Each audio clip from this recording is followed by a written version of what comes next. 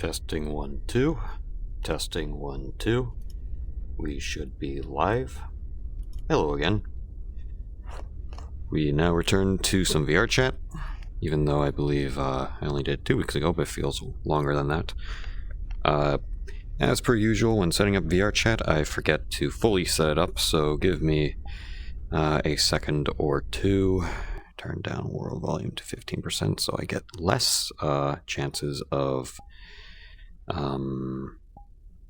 what is it called? Oh yeah, copyright claimed. And put on do not disturb. Everything should work. Okay. Then we switch scenes here. Ah. Hello there. Alright. Let's get back to the business. The real question is, where do we go? I actually have not checked new or updated recently in a while, because the last one I did was Cybertron. Okay. I guess we're going to Cybertron. Turn the camera around. That's not turn the camera around. God. That works. Alright, let's go. Oh, this is only 22 megs. This is probably just bad. I'm thirsty. Why is it blue?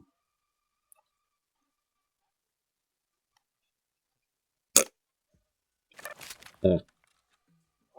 As a Unicron's stupid fucking head.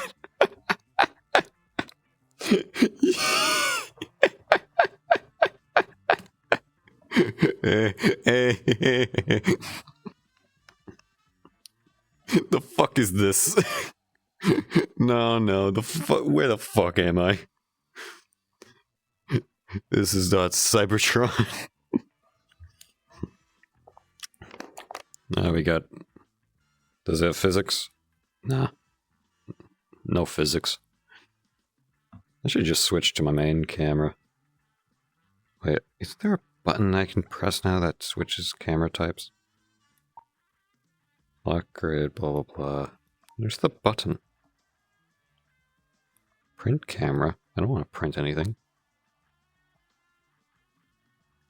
Spout stream? What does that mean? What does spout stream mean? Spout stream stays on while camera is closed. What does that even mean? Okay.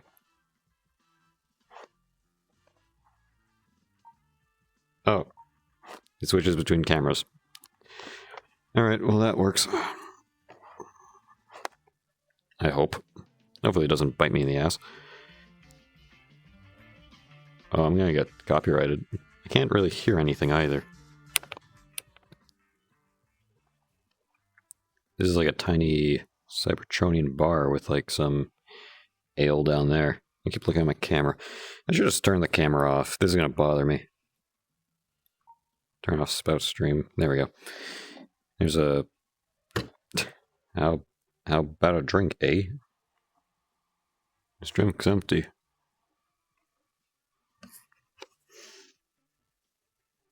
Oh, these ones are full. Oh, those were the good old days back on Cybertron. Oh, the metal moon.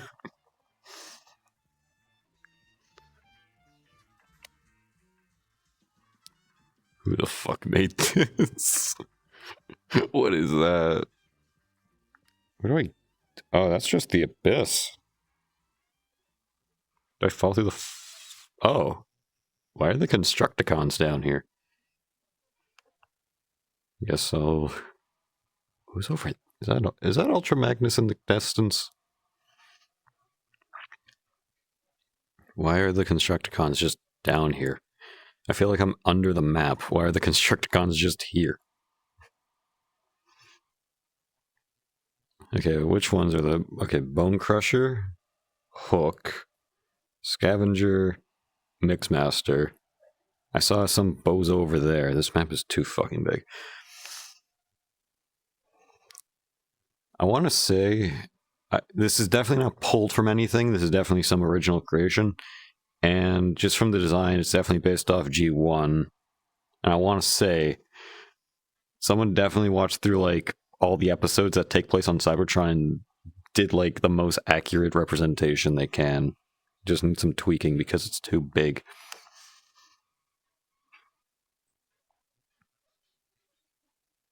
Is that just a mug? I'm gonna get jump scared. I think I'm gonna get jump scared.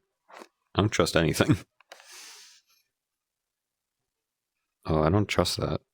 Why is it so... I don't trust that. What is this? Omega Supreme's mug. Okay, where's the lad? Is that why the Constructicons are down here? Is that why they're here?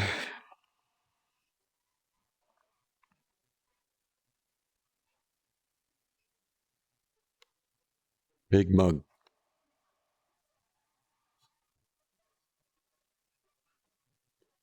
I'm too impatient.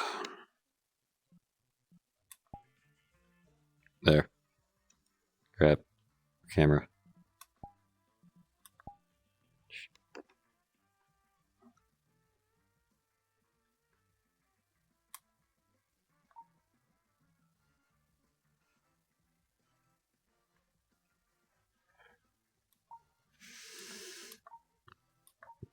There we go. Big mug. Wonder if I can zoom the camera out a little bit. There we go.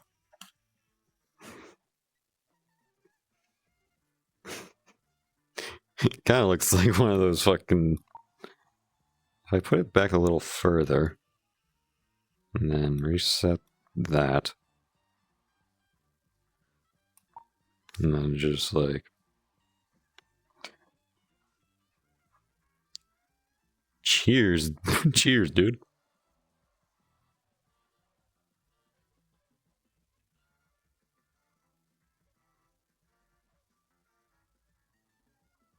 Cheers, dude.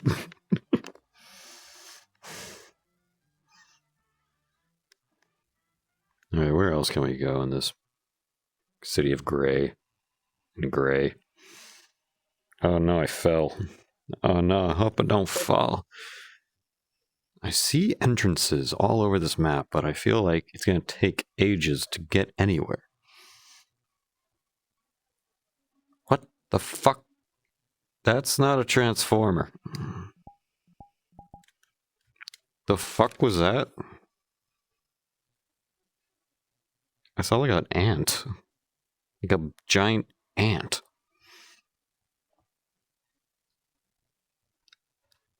The fuck is that? Hang on. There's other things. The fuck? That's not Ravage. I'm a Transformer nerd. That's not fucking Ravage. The fuck are you? Bitch. There's more of them. I saw one over here. Now, why are they just... Why is there a bunch of, like, fake... What are these things? That's not Ravage. Oh, hey, it's the other Constructicons. Scrapper and Longhaul? Yeah. Horrible news. Watto from Fant is dead in new comic. What's going on in here? Oh, hey, Zythia. Watto from the is dead in new comic. I kept seeing dead Watto all over my timeline. I'm just like, oh, did someone like dig up an old comic from the 2000s? Because it does have that art style. I guess that's a new comic. I am walking around Cybertron. I found fake Ravages, and the Constructicons are just here. It's very gray. You can't see the stupid Unicron face. No, it's not out yet. It's a preview of a new... The preview is Watto fucking dead? What do you mean?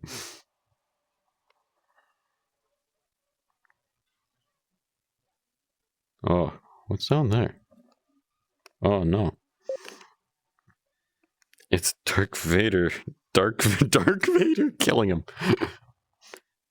Wasn't it already like known by like canon where it's like either in Legends or some other comic, it's like it's known that Darth Vader goes back to Tatooine just to fucking strangle Watto. Isn't that already canon? And this is just like a representation of it? Because I feel like that's been canon for a while. That's why I thought it was like some comic band from the 2000s. I don't know. I swear to God, it was canon, either in Legends or a different comic. Because when I saw it, I didn't really think anything of it.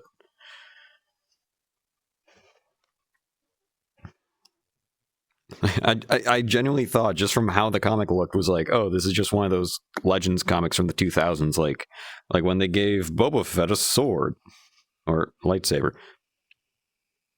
They say gave Boba Fett a lightsaber. It was green because get it? He has armor. His armor's green, guys.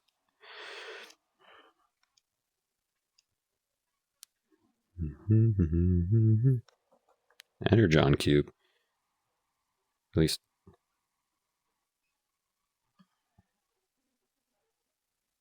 Doesn't really say what they are. Where am I? Am I in an arena? I think I'm in an arena. I think Megatron's supposed to be here. If I go this way. No, that just goes to the other parts of the arena. Where else can I go in this city? There's a giant hole in the ground.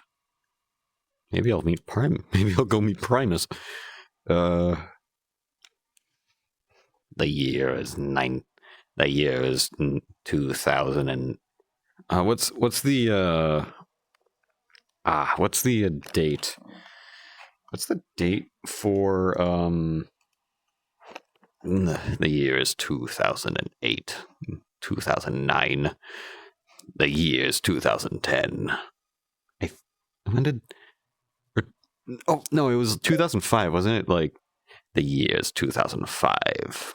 The Decepticons have been thwarted once again and moved away from the planet of Cybertron. No, they controlled Cybertron, right? In the Transformers movie, they still controlled Cybertron, but something Cybertron.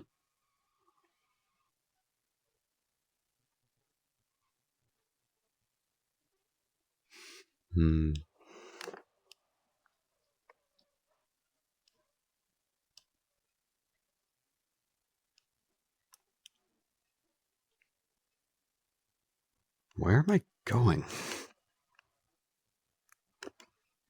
The year 2008, Watto is dead.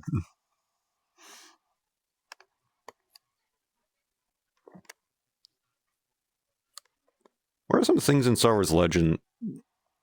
I'm not. You now got me thinking about Zythia. You now got me thinking about Star Wars Legends. What is like something so dumb in Legends that, like, because they made Legends non-canon, and some people are really mad about that. But then there are other things like, I don't know, making everything and anybody a Jedi to make the original make sense. Like the fucking thing of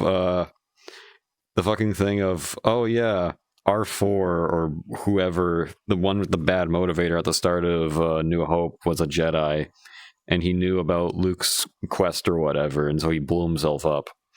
Or how also in Legends or the comics, it was like R2 told the droid to blow himself up because he had like a mission to save the universe or something. But in the original, wasn't more implied that R2's just kind of a prick?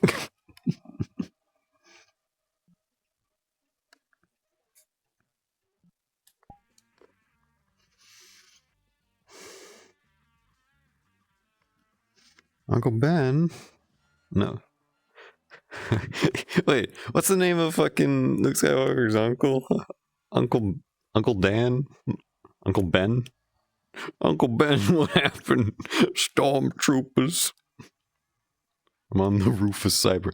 Where did... Oh, it moves. Oh, that's why I couldn't find Unicron. Anyways, I'm on the roof now. I'm on the roof of Cybertron.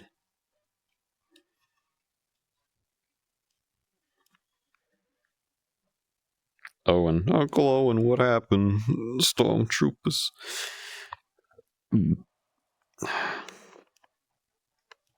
I don't know why Zythia, but I can't hear the beep. I gotta make it probably louder.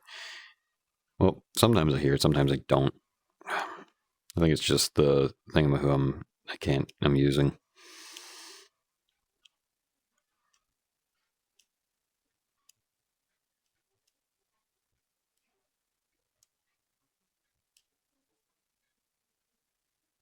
This looks important.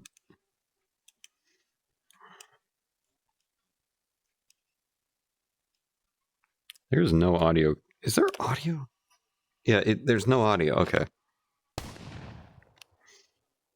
Okay, what's over here? This looks like you can actually go in. I heard that. Probably one of the dumbest things in Jar Jar's father putting a plaster to his head. Yeah. Yeah. Because, where is this? Like some tribunal? Like, I feel like that's definitely like a writer trying to get brownie points from the fans. Like, oh, see, Jar Jar is such a bad character. Even his father didn't like him. Har har, Jar Jar. Okay,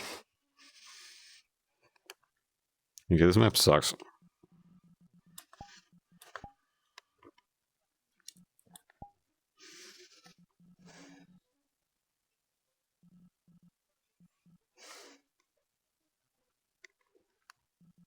Church of Satan.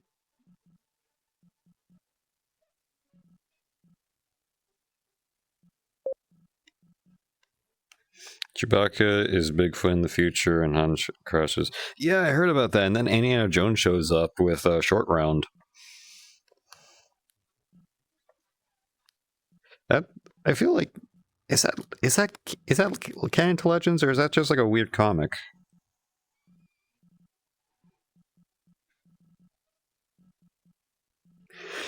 Because I feel like Legends is just kind of a broad thing that any writer can just write any story.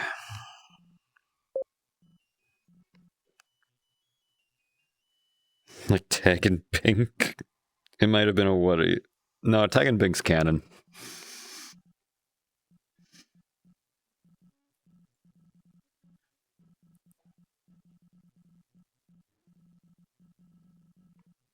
What do you think is in volume? Volumetric lighting in a void, mostly for testing. Okay, I won't go there. A lot of these maps are just kind of boring. It's either Avatar World, Party House, Entropy 1981. What? This looks like the TARDIS.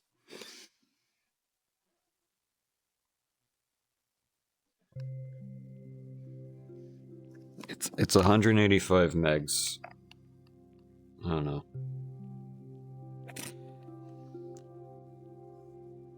Never gonna give you up. Never gonna give you up. Never gonna give you up. Never gonna give you. Never gonna give you up. Never gonna give you up. Never gonna give you up and give you.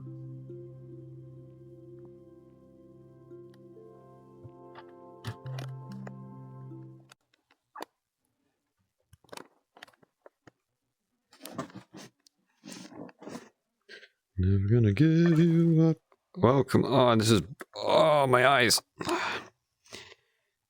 Why is the logo for that one dishwasher company? There's a storyline where the rebels need money, so they go to the bank plant where every foot of the service is banks, like how Tatooine is a desert. Every foot of the surface. Yeah, isn't that also in the Gendy Tarkovsky show in Clone Wars where they go to the banking planet? And that's a whole like alien race of just bankers in the Clone Wars. The world contains flashing lights, spatial disturbances, temporal inconsistencies, universal entropy, and loud music. This is an 18+ event, however, keep it safe for work. If you're understood, activate blah blah blah blah blah. Show me the TARDIS. Dear Doctor.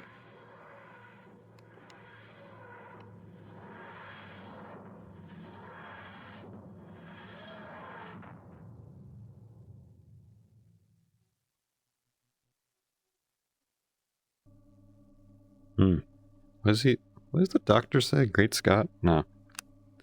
There is a banking clan at its home planet, but their planet isn't just a worldwide bank. Okay.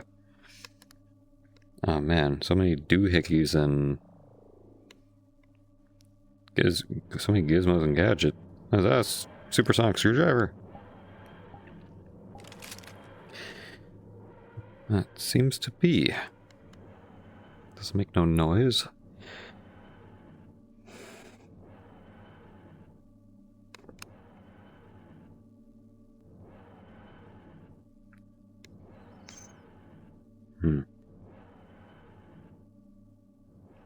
This place is quite spacious.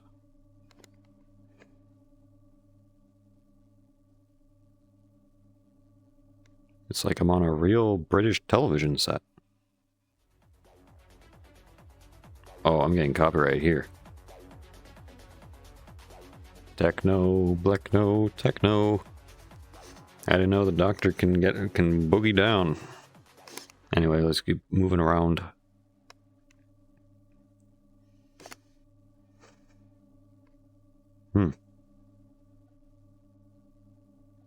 May I please come in?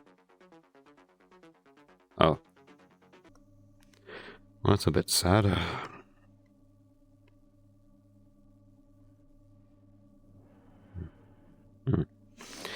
This door doesn't seem to be working. And I'm back here.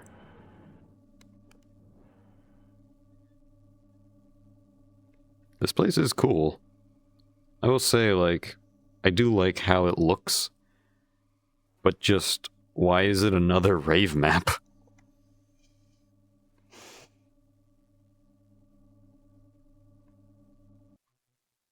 Oh.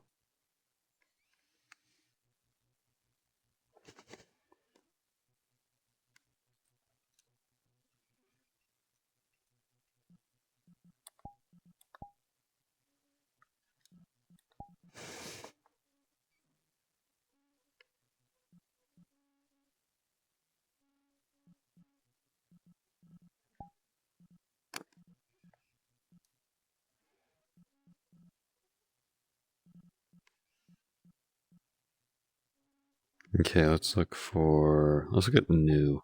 Why not? Virality Umbra Lobby? Why does it look like just a desert?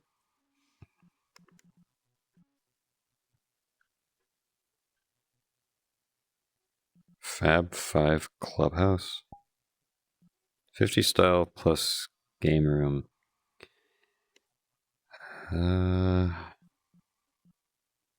It looks like a Barbie dollhouse. Why not? Wait, hang on. How do I cancel this? There we go. You gotta make a new instance. I almost went to a public. That would have been really bad.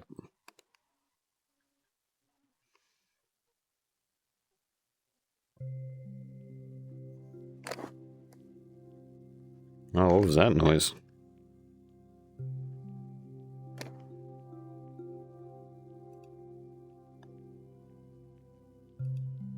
I didn't recognize that noise.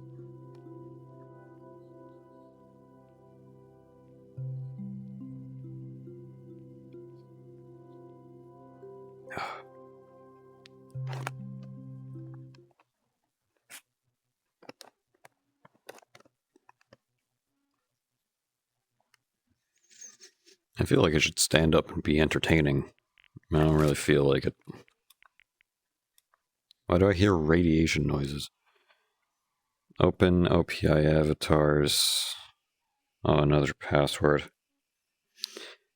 Probably a password for some sort of,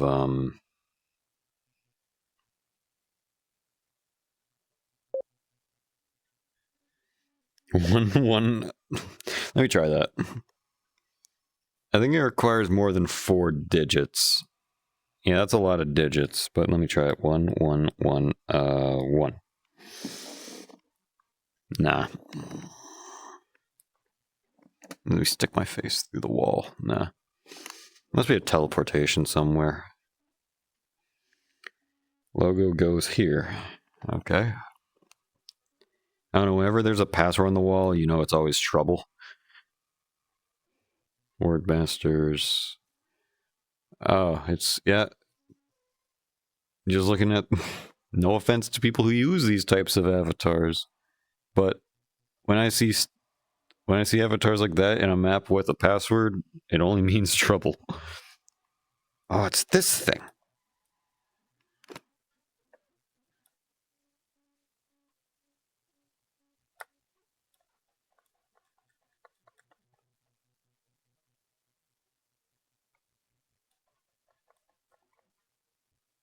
I used to have one of these, and I'd bring it to school, and it was really low on water, and I couldn't really refill it. So every time I would use the pumps to like push the water, it would basically just suck all the water out. The more just shook the rings onto the poles. They still make these, right? Because I feel like everyone talks about fidget toys and all that. This would be, I feel like this was like the fidget toy of my generation.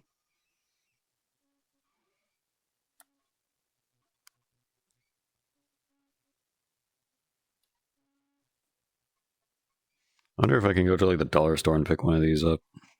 As I know it's bad to have like water on my desk, but I got so many bottles of just substances on my desk.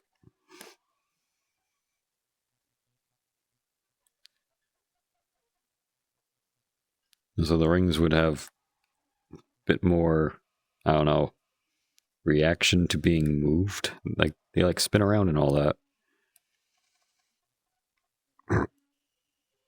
Can't get any on this top one.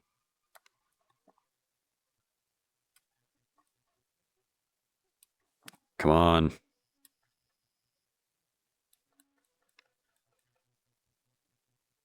Come. Oh, I got one. No, what do you mean? What do you mean it went off? Okay, please. Please. It's like that. Wait, oh, for fuck. It was on once again. Please. Please, I beg you. Oh, it was on there. Fuck. Okay, be patient. Yes. I win. Texas Hold'em, I don't know how to play cards. Oh, it's this thing that was always rigged. And they literally have evidence that those things were rigged.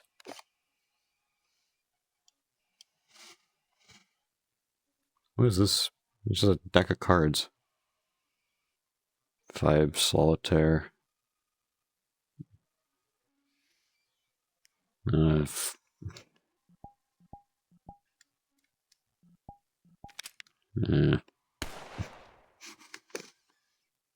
What's that? How do I get there?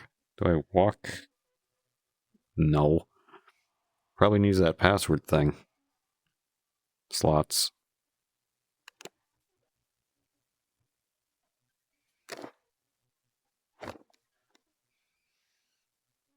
Blues. Okay, I keep seeing the Blues Brothers. The Blues Brothers wasn't even in this style.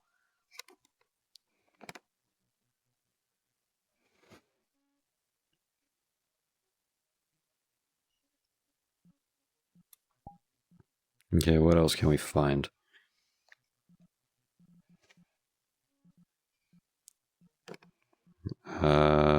Subjects Laboratory. Remake. My old work was over, so here's a simple one.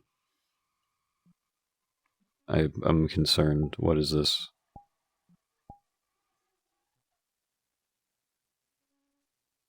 I think that's,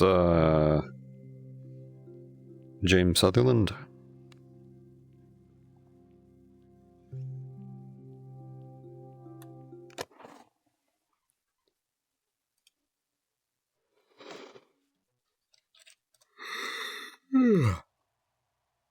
What if I play some music?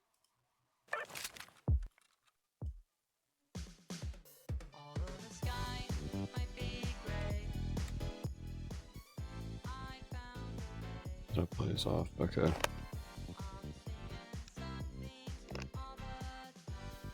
Buckshot roulette. Nice. Ah.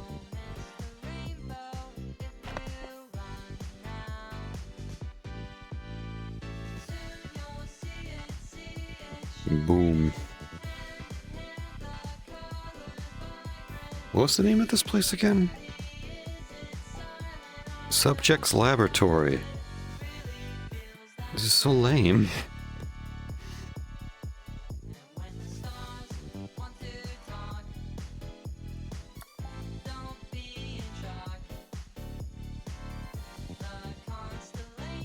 Cobra Command HQ. World for the first ever G.I. Joe milsim community. How do you have a milsim but be G.I. Joe? G.I. Joe is about lasers and turning people into whales.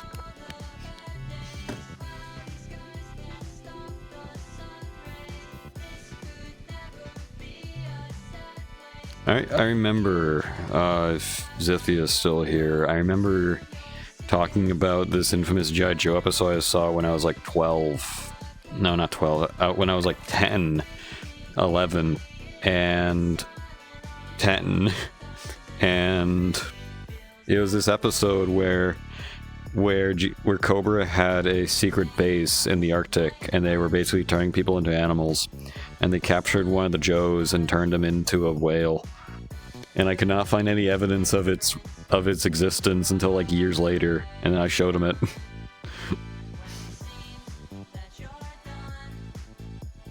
Cobra Command.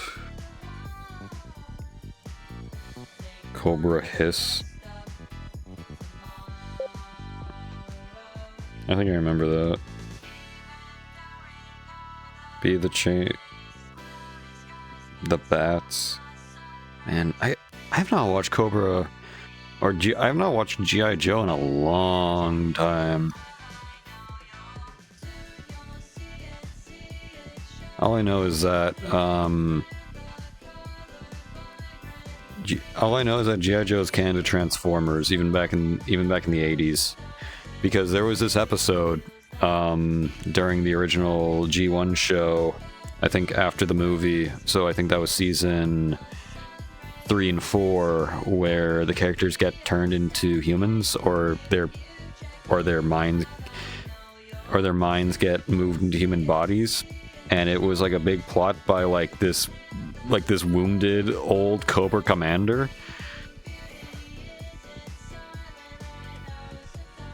There was also the theory that Cobra Commander was actually Starscream, but that's just because they have the same voice actor. That was never really brought up after. I need music. Music. Sonic. No. Where's that one hyped up song that actually was pretty good? No, not it. 7 Rings in Hand.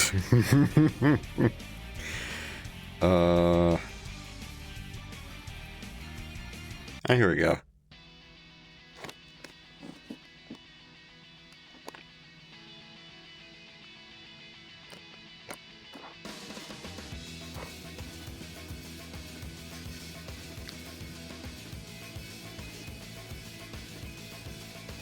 Yeah, old Transformers was like a treat. It's just fun to watch because it's just peak 80s. Like I feel like there is a lot of how do I describe this? With any like modern lens of like the past, a lot of people only remember like the good stuff or the popular stuff, and I feel like that kind of revisions a lot of the past, like the 80s or 90s.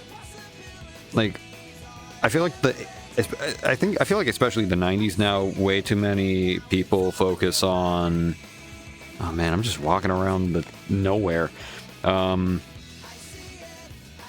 lot of people like to revision the 90s as only being like the vaporwave aesthetic, when that wasn't exactly the 80s.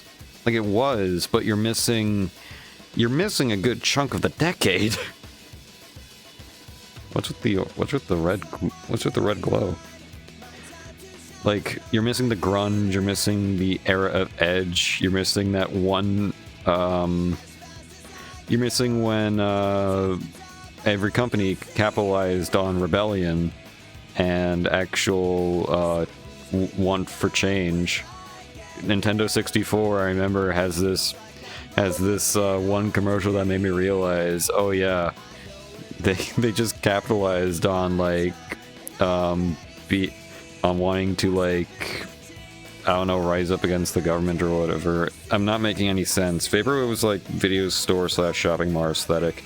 I guess so, yeah. But like, there was like this N64 commercial that reminds me of like the era of like rebelliousness and like all that, like NWO, New World Order, which was like the WWE at the time. There was, like, I want to hop into call on stream. Sure. Yes. Okay, I'll do that. Hang on.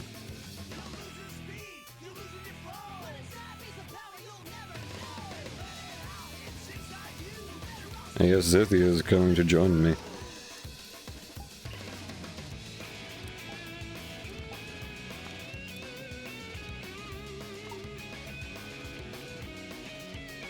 There we go.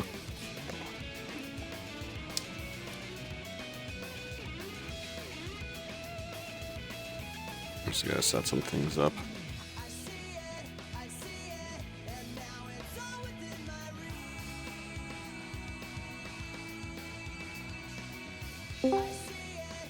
Oh, that's a noise. Hello, caller. You're on the air. Welcome to the stream. Oh, right. I can't hear you. Hang on. Hold your thoughts, caller. I cannot hear you. All right. I should be able to hear you now, caller. Welcome to the stream. Hell yeah. Well, welcome to the stream. What would you like to say? What would you like to say? Fucker bugger. What? There's this old Yogscast bit where whenever they'd have a guest come on their podcast, they would just immediately say, "Don't say fucker bugger" the moment they appear. They'd say, "You're live on air. Don't say fucker bugger." Okay, that's pretty funny. Yeah. The 80s. Yeah, well, not the 80s. I was talking about the 90s. You said 80s. And oh, my bad. No, I meant 90s, because 90s, a lot of people like to revision the 90s as being mostly the kind of vaporwave, like Windows 95 aesthetic, when you're still missing a good chunk of the decade. I wouldn't necessarily think of the 90s as vaporwave. Obviously, vaporwave's like a constructed aesthetic that is like kind of like joining together multiple things that happened in the 80s and the 90s. But I always think about like late 80s as vaporwave. Really? Even though it's got Windows 9X and stuff. Oh, like the Miami Vice type of aesthetic? Yeah. I feel like that too. A lot of people think of the 80s as Miami Vice and Fresh Prince of Bel-Air. Those two things are kind of defined a like whole aesthetic people see the 80s GTA as. Vice City. Pardon? GTA Vice City. Yeah. When, like I said, that you're missing a whole. I feel like a decade can be defined by 3 parts. early, middle, and late. Yeah. And I Start, feel middle, like, end. and I feel like the Miami Vice type aesthetic is more mid to late 80s, maybe closer to mid 80s, because we still have the like the very squeaky clean, how you say, Ronald Reagan era, which is a lot of stuff like Transformers, G.I. Joe, He-Man, with all the PSAs and all that. Yeah. Like you know, I was gonna say quote, but this quote is not from the decade. I was gonna say make America a lot more like the Whatever Family and not the Simpsons. Oh yeah, That's from the 90s. yeah. But it's like that vibe, you know. Mm-hmm. That like, you know, the nuclear family must persevere. Mm-hmm. And then I won't let a single Simpson live. I'm trying to think. And then somewhere in that era, heavy metal and like glam rock and all that started getting really popular. MTV. The very end of the 80s, like just like huge wave of like ironic cynicism appeared because people were just really pissed off about just like how like I guess just like politically correct things were, but like not in like the general sense that people say it now, where they're like liberal, politically correct. Yeah, like But liberal more in big the like, planet. you know, you couldn't say the word like shit on TV. Yeah, Dungeons. Yeah, this was like that was the era of like Dungeons and Dragons with Satanism. Yeah, it's satanic panic. You couldn't like, you know, you couldn't show like magic or like swears. You couldn't refer to like, you know, parents had to sleep in separate beds on sitcoms. Yeah. Like nothing at all could be like even slightly real. But then in the late 80s, there was just like a big influx of like, no, we're doing real. You know, yeah, that's when stuff like Motley Crue came out with Sex, Drugs, and Cocaine, and that was like late 80s, and that was still like, it was rebellious, but it was like a party type of rebellious, like We're Not Gonna Take It was like a big anthem of that time, Twisted Sister and all that, which was like, and then a different type of rebellion came on at the very start of the 90s, which was Nirvana, where instead of the type of party, it was more everything sucks, and I'm going to make everyone know how I feel on how it sucks. And that's where stuff like grunge came from, with Pearl Jam and Nirvana and Soundgarden and Alice in Chains, like that era of music. Yeah.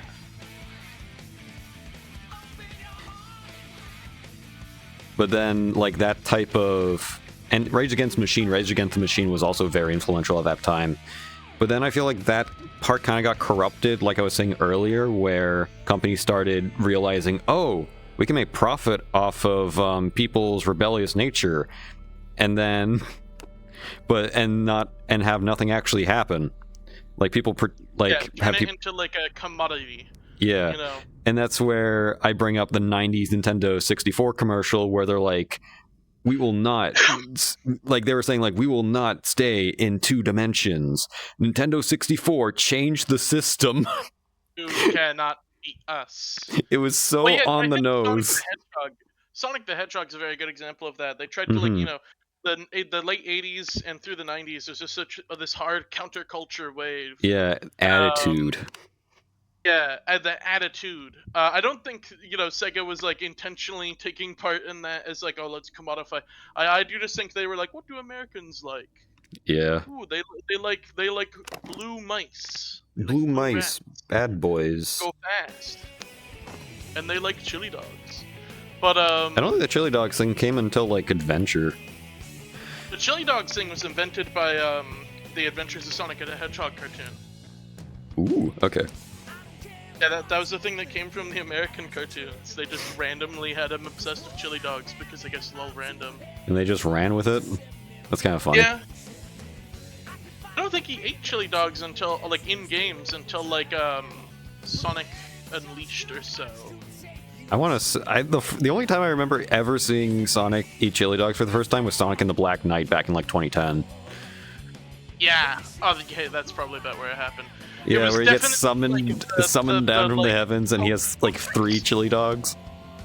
It was definitely like the post 06, like, alright, we're in on the joke now, guys, type era. You know, Baldy McNosehairs. That was, I want to say Baldy McNosehairs wasn't until, I want to say Color started that era, because Yeah. I want to say the Like, Wii era was still in that, like, kind of taking itself seriously. Colors was like 2008, wasn't it? Colors was like, I thought Colors was 2012. Oh, because then, it wouldn't have been in Generations. Oh, right. When Generations was 2013? Generations came out on the 3DS, the 3DS and the PlayStation 3. So I'm thinking like 2012. 2012 was closer to when the 3DS actually released. Wasn't the 3DS released in like 2011? We can Google this. We don't have to argue this. Google. Oh my god, Google. Oh, that's so much work. I have to remember how to spell Sonic. And Colors. And We gotta figure out which way they actually spelt Colors. Is it Is it COLORS or The or reason C? you get it, they have the different title. I can't tell if that's real or It's not. funny, huh? Is that real? Yeah. If you get a European copy of Sonic Colors, they add the U. Oh my, But that's like, genius. But, like, it doesn't work well with the colors of the logo. Like each letter is a different color. The U doesn't have a very good color, if I remember correctly. So this makes the logo look awkward. Oh, that sucks. In being correct in their way of spelling color, they made the logo look less good. There's a map on here called Cloudonia, and the thumbnail looks like it was made by AI. Let's go. Ooh. Oh. Welcome to But yeah, there's definitely Cloudonia. a huge like counterculture in the 90s. I'm pretty sure I was talking to you about this a week ago, where I was using Half-Life 2 as the big example of where like in Half-Life it's like this like kind of B-movie like cynical like ironic like satire, and it's mostly about, you know, look at all these dumbass eggheads who like made their own doom and watch them like die to horrible monsters. Oh, this place looks hideous. It was supposed to be like kind of like funny like sci-fi B-movie horror movie type thing, yeah. Yeah. Whereas come 2004, suddenly it's like a really earnest story about like rising up against depression. Yeah, and I feel like a certain tragedy kind of turned everyone a bit more serious for a bit. It wasn't just, you know, 9/11. Yeah, 9/11. I guess we can say it. Whatever. Yeah. We're not gonna.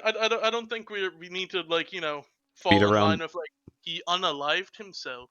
Yeah. You remember when the plane unalived all those people? You remember when the plane?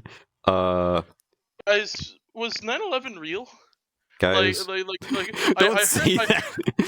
No, I Okay, didn't mean it I'll that put way. my foot down about inside job jokes. Do you remember that TikTok thing where someone was like, "Wait, are you like unironic? Like, is that 9/11 thing real? That's not just like a thing you guys made up? That's real?" What? There's a guy on TikTok who thought 9/11 was a joke.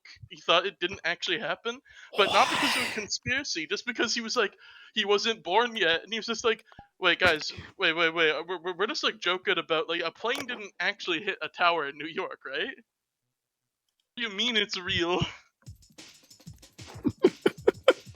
Oh my god, that's kind of funny. It would be so funny if it was just so sad. But anyway, I don't think it was just 9/11 that caused that. I think it was more just kind of like the buzz of the new millennium in general. there's kind of this really big shift even before 9/11, like going into 1999 towards like, Oh, you know, 1999 was a good example because Woodstock happened. Woodstock was like the definition of like all this anger and angst, and all the artists that showed up there and how it ended is like a perfect example on how people felt. Yeah. I think there's a bit of a hope, a bit of an optimism moving into the 20th century. Mm-hmm. And people were being less like cynical, I think, in the early 2000s. Mm-hmm. And people were being a bit more like, we can, you know, things can get better. Hello? We can make it happen together. Huh? Some guy named Epsilon Argay. Hey, buddy. Is this who I think it is? Is this a farmer of... I don't know. I see Ari Gay. I see Ari Gay, and I think this is a farmer who farms Christmas trees. No, his name is like Skibbity Deer or some shit. I'm pretty sure. Oh yeah. How's life been with you? Are you a robot? I'm not getting duped by another robot, okay? I'm the only machine here. Life been with you. This guy's probably so confused why you're so on edge about him. I'm on edge because I deal with machines way too much. Alright. And he's not responding either, so I want to believe this guy's a machine. What do you feel about... How do you feel about the 90s? Well, this is name of a star which rarely shines in the sky. You are a robot. You are a machine. You do not exist. If you exist, you would speak normal words to me, you absolute fool. No, I think he's explaining his name. I think his name is a name of a star. Well, he's not responded to me calling him a fool and a machine, so I do not believe him that he is real. Please respond with, I am a real human boy. I'm a human boy. Jump up and down and clap your hands. How do I... Don't show car. Okay, how do I drive car? Up and down and clap your hands, Epsilon. Scared him. You scared him off. I'm gonna drive a car. That's not a bot, lol. What do you mean, Pie Scorch? I'm gonna be honest with you. They're not saying anything, though, to... Hope this will be enough to prove me. Hope this... Okay. 1 + 1... Okay, fair point. Just that last time someone talked to me about anything, and it sounded anywhere close to a conversation, they're like, "Oh yeah, you should follow me on Discord." I'm like, "Sorry, I don't follow random viewers on Discord." And they're like, "Oh, okay. Here, look at my Instagram." And you know what the Instagram looked like, Zythia? The Instagram looked exactly like... Remember when I was going through all the people who followed me, and like 99% of them were bots? There were all those like copy and paste bots. Yes, it looked exactly like that. Oh, brilliant. How do I drive? Hi, Scorch, how do we know you're not a bot? You've been like an industry plant in the Twitch chat for too long. We've never questioned you. Thank There's God, someone who got senses.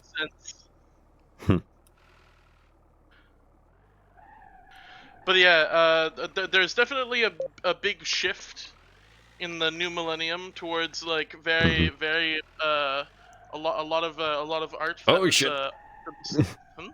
I crashed into someone's house.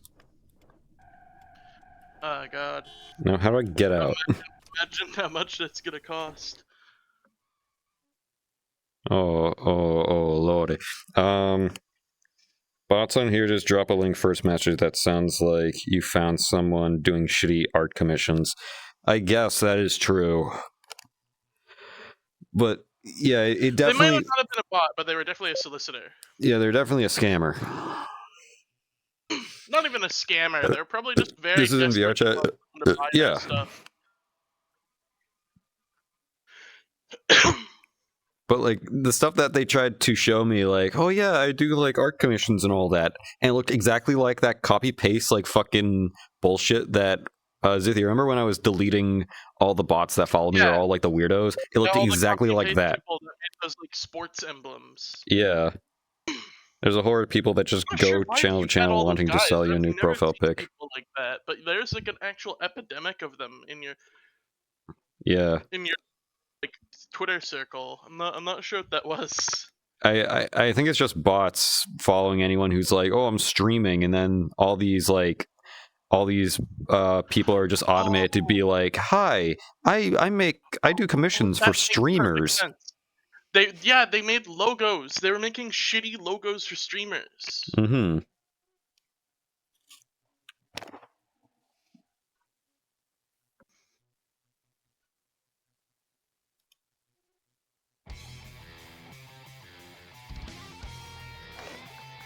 Anyway, But yeah, Fire Scorch, White Man had this particular like large group, like it was dozens of these accounts that posted I mean like the exact same like images.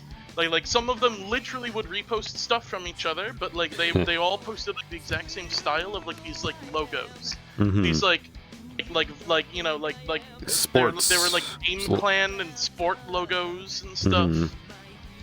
Mm-hmm. They're all very generic. We were thinking like, are they AI generated or are they just like stock heavily derivative, or were they like made by one guy all? Yeah. But there's just so many of these accounts that were all following him. They just like all came out of the woodwork and like followed him. And they've been following him for years. What's that? Is this Twitter, on? It was on Twitter. Yeah, it was on Twitter.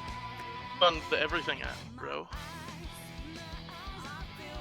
But I just want to say, like, to people who buy stuff like that, I feel sorry for them, because you can find someone with you can find actual good artists to do stuff for you. Yeah, you can actually find artists that know how to like create an original style for you, so you actually stand out. But I genuinely come across like streamers with only like 2 to 20 followers with specifically that stuff, and they're real people, and it's just like I don't understand. Probably because they got the offer and they were like, oh, this makes me look real and professional, because they're like, you know, like 10 years ago a bunch of big streamers used graphics like that, so like they're considered professional.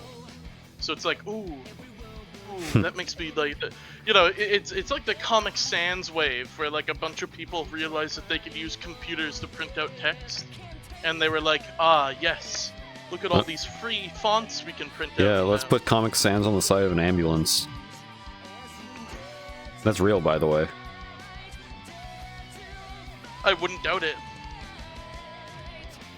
There's probably government documents somewhere that have like Comic Sans on some part, like not the body text, but like somewhere on like in like the header or some shit. I came across something kind of funny. So if I wasn't showing my camera, I'm looking through new, and there's something called Freikorps Base. I bet if I turn off my camera, I can actually just like scroll through worlds. Do you, if you're looking at the stream, do you see this?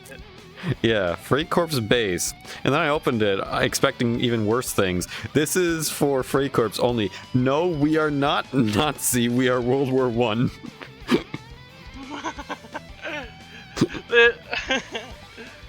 They need to specify. The internet's in a great state right now, where people have to like be like, please, no, we're just we're just like history enthusiasts. It's not even World War II, please. You're a history enthusiast. Name something outside of Germany. Poland. No. Poland does not count. Italy. Okay, close enough. Funny enough, I feel like out of all, like, everyone focuses either on the Western Front or the Pacific, but no one really focuses on what Italy did in Africa. Like, talking from someone who knows a little bit about World War II history. Ooh. Yeah. Oh no. Who made this? What do you? Hot wheel acceleration. Oh no, my Oh no, my horrible like fascination with like some Very obscure specific era of Hot Wheels. the edgiest Hot Wheels show known to man. But yeah, go back to shit we were talking about. There was this very sudden shift that was brought in. I don't think by 9/11, although I'm sure 9/11 gave it fuel, but I think it Yeah. was Y2K. Y2K brought in this shift to be very like earnest but like optimistic. I think of like it's the future. Oh. I'm sorry, I'm being a big fucking nerd right now. Yeah, look at all these AI generated logos from Twitter people. Shut up. Shut the fuck up. Okay, no, but I'm not trying to be mean, but that green one looks like the type of logos those guys are making. That's because like the whole aesthetic is that it's like some ancient alien race. Like, look, this is the actual like fucking text on the side of the cars. Like, I bet these guys barely know English. That's a QR code. It's a QR code. This is made in 2000. Look at the side of the car. This is made in 2005. QR codes existed. In 2005? Yeah. Really? I'm sure QR codes were made in the 90s. It's just that they only really started being used in the 2010s. Huh. Like, for instance, I'm pretty sure the DS could scan QR codes or some shit. Really, QR codes only really started. You only started seeing them when smartphones happened, because obviously, Yeah. existed beforehand.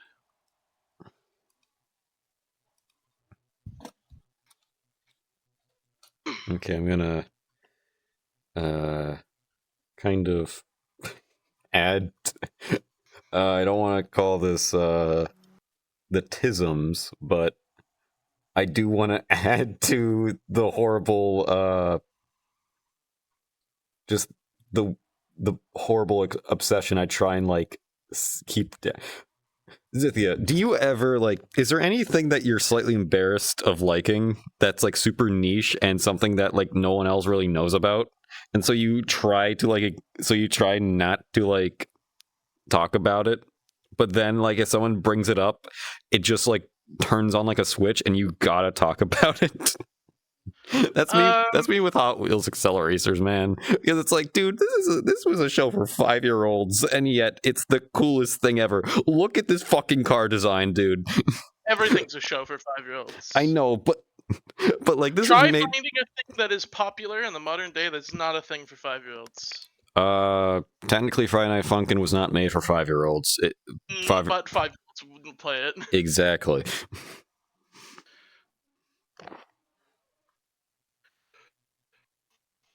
But yeah, I think I just kind of like gave up on like the concept of like, oh no, I shouldn't like I should let people know that I'm interested in this like random thing because they might think I'm stupid if I start yapping about some like bullshit.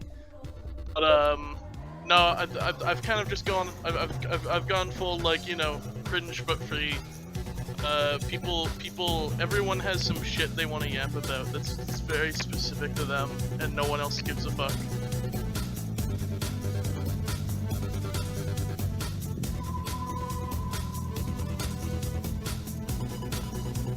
Whoa.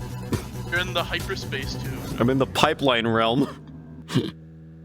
No joke, that's actually what it's called. Who wins, Gordon Freeman or Garfield? I don't know. Like, is this that one Garfield that's a superhero, or is this just Garfield the cat?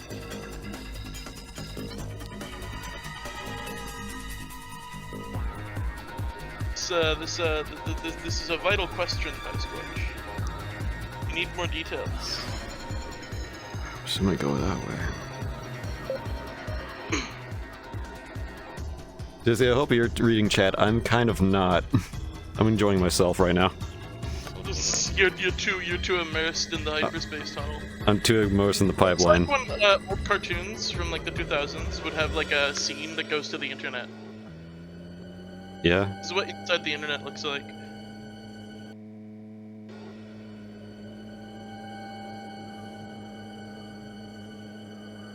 can hunt small dogs to the moon. You don't have to specify which dog. We all know which one it is. Ugh. This car sucks to control. So the thing about Garfield is that he's a cartoon character. So as a cartoon character, things become odd with him. People generally assume that cartoon character. Alright, so talking about yapping about shit, no one cares about. That's fine. I need. You're my entertainment while I drive. Yeah, I'm the radio of your car. So let's talk about the beautiful world of power scaling and how fucking annoying it is. People in the power scaling interest tend to just put Toon Force, which is their gay little name for You can't say that. a dumb little name for cartoon characters, like cartoon physics. They pretty much just put Toon Force, cartoon physics. Oh, I think I went the wrong way. Whatever. At the top of like the hierarchy of things, because they use the justification that a cartoon character can do anything so long as it is funny, even if it doesn't make any sense. And therefore, it's always funny for the cartoon character to win a fight, so they just win by default. I don't buy that at all whatsoever, because cartoon characters can get their asses kicked just as often as they do horrible, unbelievable things. Not horrible. Just as much as they do like unbelievable, amazing things. No, for every time that like Bugs Bunny kills the animator who drew him, he gets fucking like hit by a golf ball and then goes to the hospital and is like absolutely laid out by it. What's the recommended height for this car? Sometimes you can drop a piano on his head, and he gets up just fine immediately afterwards. But sometimes, like, it fades to black, and then cuts to him in bandages in the hospital, and he's like in horrible pain. So it's like, all right, there's clearly like a discrepancy here. How powerful is Bugs Bunny? This is a very stupid question to ask. I think power scaling like fucking Looney Tunes is probably the dumbest thing, but people always insist on doing it. Because unlike, when people are generally like, oh man, power scaling's dumb, you want to power scale Goku, it's like, at least Goku's written with the intention that you're gonna do that. They never once thought about that when, like, writing Bugs Bunny. Like, that famous quote of Stan Lee where he's like, people always ask me, who wins, Hulk or Spider-Man? The answer is whoever the fuck I want, bitch. Yeah. It's like that times a million more with Bugs Bunny, 'cause it's like, he doesn't have, there's not any, he doesn't have superpowers. He's not like a character you're supposed to actually believe can fight. There's not like a status quo of like, oh, he has these powers, he can do these things. He's not like The Mask or some shit, where it's like his power is that he's a cartoon character. I think the worst example of this, because I think it's an actual blight in like power scaling communities, is SpongeBob. Yeah. You know that one episode of SpongeBob where SpongeBob pulls that string that destroys the universe? Yeah, and then like Death Battle was like, that's why he wins all the time. It's not just Death Battle, it's everyone. I watched a Death Battle live stream the other day. That was, it was like a roulette. They had a big wheel, and it was, who could this character be Goku? And SpongeBob came up, and all of them just unanimously said, yeah, they could, he could. And it's like, fucking what? Like, they just assume SpongeBob, whenever he wants, can pull out this string that destroys the universe. And that what nothing is the else handling of this car? What's happening? Huh? No, just my car is handling really shit. It's a VRChat car, what do you expect? Fair point. You like keep falling over for some reason. You can breathe underwater indefinitely. Is that SpongeBob can do that, or Garfield? SpongeBob can do that. A bunch of small dogs, also cats named Nermal. Yeah, still talking about SpongeBob, or Garfield. So yeah, no, SpongeBob, he's like my arch nemesis, I think. More so than any other character that people, like, people, you know, more than any other character that people like hype up to like unimaginable levels, like Satoru Gojo or some shit, where you know. Gojo literally died in his own comic. Manga. Gojo literally died to a mook in his own comic. A mook? 5 ends, go cry yourself a river and then drown in it. But Also, spoilers for Jujutsu Kaisen, I guess. spoil. Your goat's wall level. He's Yeah, your goat Joe is dead. Your goat's wall level. He'd get washed by Super Mario. But SpongeBob. So SpongeBob. They always like somehow find a way to argue that he's like literally like outerversal or some crap. Insane. You cannot look at the text of SpongeBob and actually tell me that Steven Hillenburg was sitting there saying, well, yeah, he's a force of unbridled chaos who can do anything. Especially since the average SpongeBob episode opens up with SpongeBob failing to pick up an average thing, like a glass of iced tea, or like failing to pick up a stick with a marshmallow on it. Keep in mind, SpongeBob's like a centimeter tall, so these are very tiny marshmallows and very tiny iced tea. Now, of course, for every instance of that, there's an instance of him picking up like a car or something fairly easily, or like picking up one of those little houses. Again, very small houses, so like, you know, he's not picking up a real house, but like relative to his size, it's pretty impressive. I'm gonna go with SpongeBob. My take with cartoon physics characters is you just gotta remove any and all outlier like ability, like feats or anti-feats, and take them at their like default average. At the beginning of any episode, what are you supposed to assume about the character? You don't assume that SpongeBob is some elder god that can destroy the universe at the beginning of every episode. You assume he's like a nerd. He's a nerd who's afraid of getting beaten up by bullies. And he wants to impress his friends who are like karate masters. But he's like, clearly less capable than them because he's a weak nerd. There are some good feats that SpongeBob has that you can actually use to scale him, but people always ignore those because they always want to go for the strength. Like, for instance, he's immune to being bludgeoned pretty much at all, and he can regenerate from, like, you know, being completely destroyed. Those are very good feats that are consistent. He always has sponge abilities, I'll call them. He can absorb the entire ocean. That's a very good feat. That would kill any normal man if he just absorbed the ocean suddenly and then spat it out.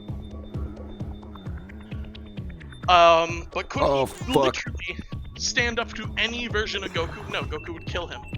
One ki blast would instantly erase SpongeBob from existence. And I will not hear any argument to the contrary.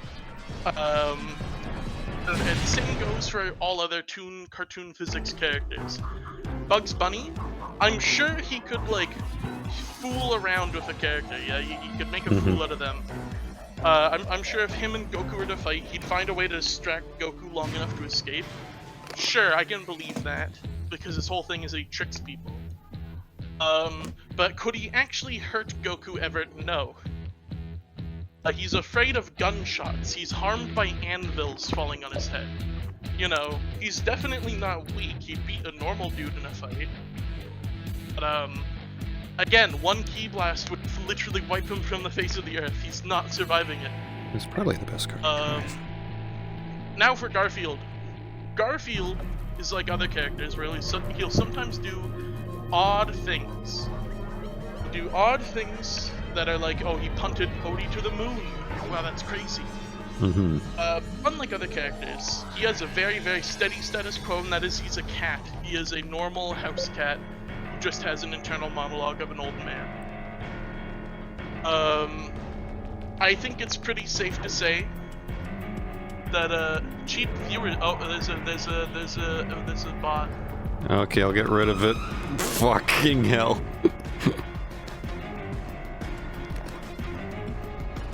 Garfield can kick small dogs and make them time travel. Stupid bot, you made me fall out of the map. If you don't expect Garfield to do that in every single comic, ignore it. what can Garfield do? He can pound back a huge lasagna very quickly. Mm-hmm. He can knock Odie pretty good, like on average. You know, he can punch him pretty far. He can knock him across the room. That's pretty impressive. I think Garfield could probably beat up the average person. But if you shot him with a gun, he'd die. That's the end of it. He's Ah, my fucking ears. What? No, just fucking music started playing at like loud. You'll hear it on the stream. I have the stream muted because then I'd hear like 5 of you. Fair point. And yourself. Okay. But yeah, I do not buy into cartoon characters are automatically extremely powerful than they are like supposed to be. SpongeBob is like infinitesimal. Bugs Bunny is like average guy, maybe wall level, and Garfield is also like average guy. I don't think there's any way around that. I think pitting cartoon characters against each other works out very well. If you like no holds barred, what does a cartoon character fight against another cartoon character? That works pretty well. Because that's what cartoon characters actually do is they fight each other. But like putting them up against serious characters who actually are designed with like power scaling in mind, or like they have specific like concrete abilities. Mm-hmm. This doesn't necessarily apply to characters who like have special abilities. This is going to be the shittiest example in the world. This is going to be the this is going to be the dumbest thing I could ever say. If you wanted to power scale Coconut Fred, you could, because the narrative of Coconut Fred specifically paints him as an eldritch god who can control everything, and all the cartoon antics are his fault. So, unlike other cartoons, he actually is a power scalable entity because they go out of their way to, in text of the world, tell you that he's special and like, you know, powerful.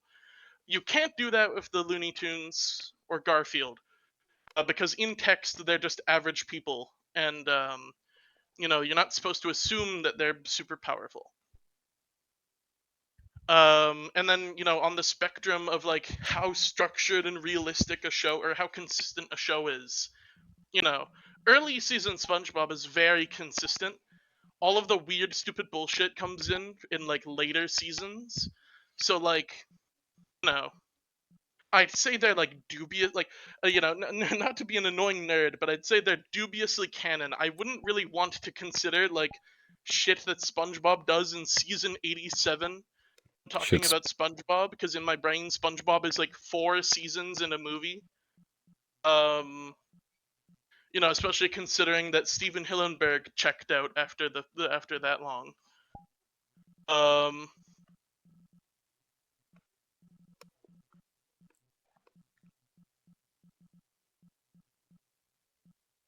But yeah, a lot of people would very much disagree with me on that, because there's a lot of people who are absolutely convinced that cartoon characters are like the greatest of all time. But here's one thing though, with you talking about like people bring up Toon Force. Have they brought up which is technically the strongest cartoon character? I think in general that like in terms of like cartoon physics characters, I really refuse to say Toon Force. It's too dumb. In terms of like full-on cartoon physics characters, I think one of the best candidates is Popeye. Popeye is one of the only ones where his point is that he beats people up, and also he consistently does crazy shit like knocks the moon out of orbit. Okay. But like, I'm not talking about like consistent cartoon characters that like their powers are consistent. So like Popeye, it makes sense for Popeye to be as powerful as he is, while SpongeBob doing one thing Who isn't. has like the most overpowered outlier feat? Yeah. Probably any character who like fought the animator. So Deadpool. Yeah, I guess Deadpool. No, well, with Deadpool, he's not like a cartoon physics character. He exists in a world with like rigid power systems, and that's his power. So I wouldn't consider him a cartoon physics character. Okay. Same with like Luffy. You know, Luffy is cartoon physics. That's what he's supposed to be. But he's not in a cartoon physics world. He has that special power to do that. Mm-hmm. What about Gwenpool. Bugs Bunny. Well, maybe not Gwenpool. Gwenpool's actually pretty weak. She can just kind of appear and disappear. That's... Yeah, her only power is meta knowledge, to my understanding. She knows things about the comics that the characters in the comics don't. Yeah. Also, look where I am. That's a goal.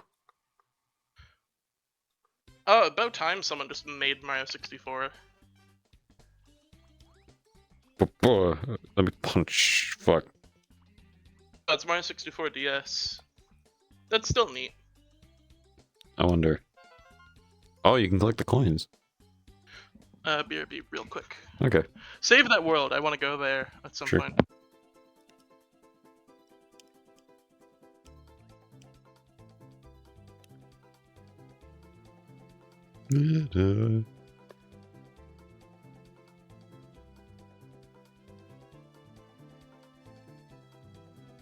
I'm...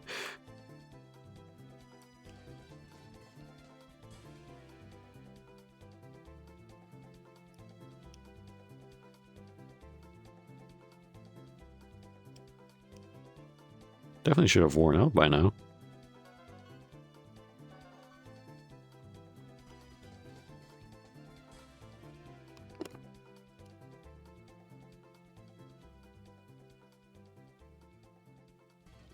Okay.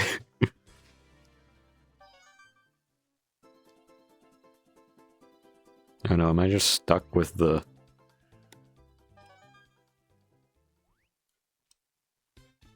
Oh, there we go. It's done now. It was really long for some reason. You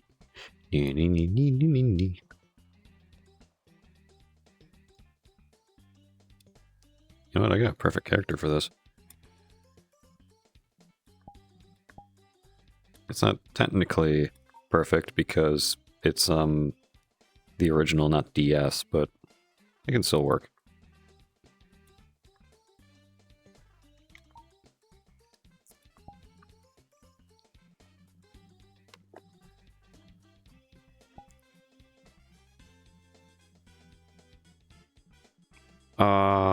No, did I not save it? Damn. Aw, man. I didn't save the Mario 64 avatar.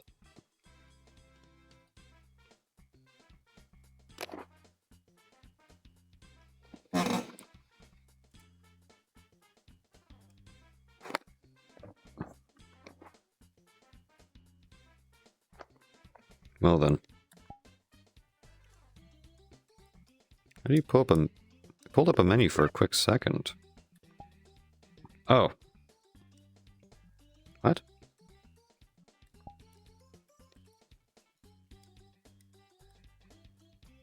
How do I pull up that menu? Did I just soft lock myself in this map? Oops, I took a picture.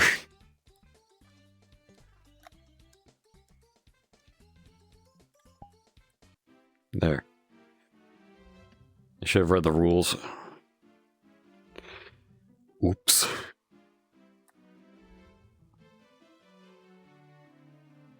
You know, let's go to my favorite. Or I don't know what my favorite is.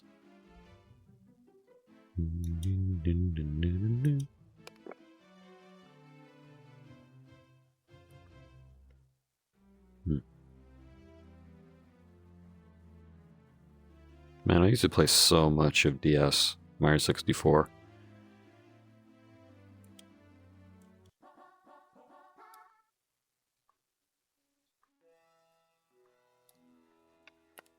I should figure out, is there any way I can pull up a menu?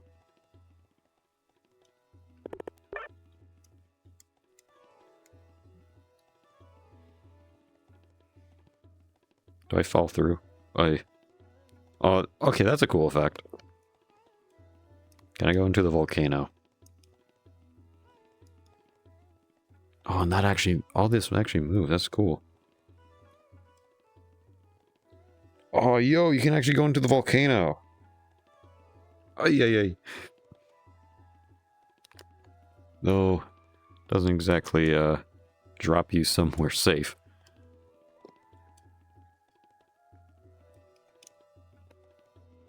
Oh, the fire doesn't work though. That can easily just be put in. I guess I want to say this. Hello. So I should have read the rules because I'm kind of. It's kind of bad. It's kind of like a weird or bad system on how to like leave the different worlds. Do you just have to die or something? No, you can't die. You're just kind of stuck, and if you press respawn, you respawn at the map you picked. You don't respawn like at the actual start of the game. Is there like a portal to get out at the start?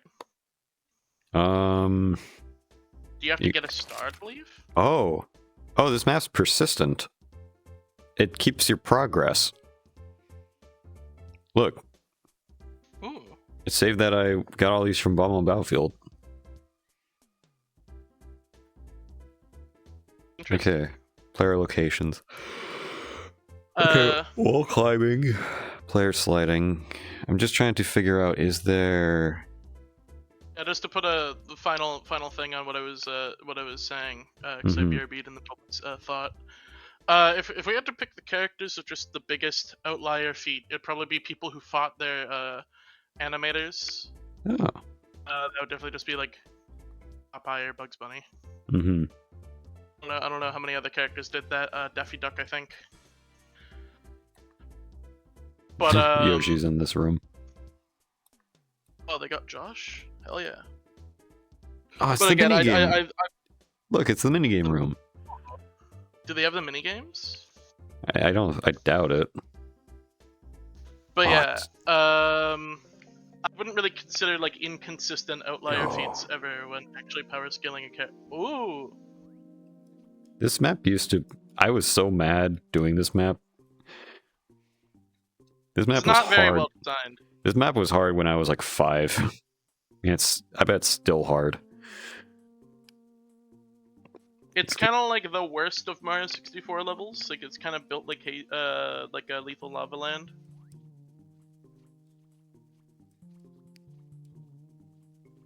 It gives you a double jump. But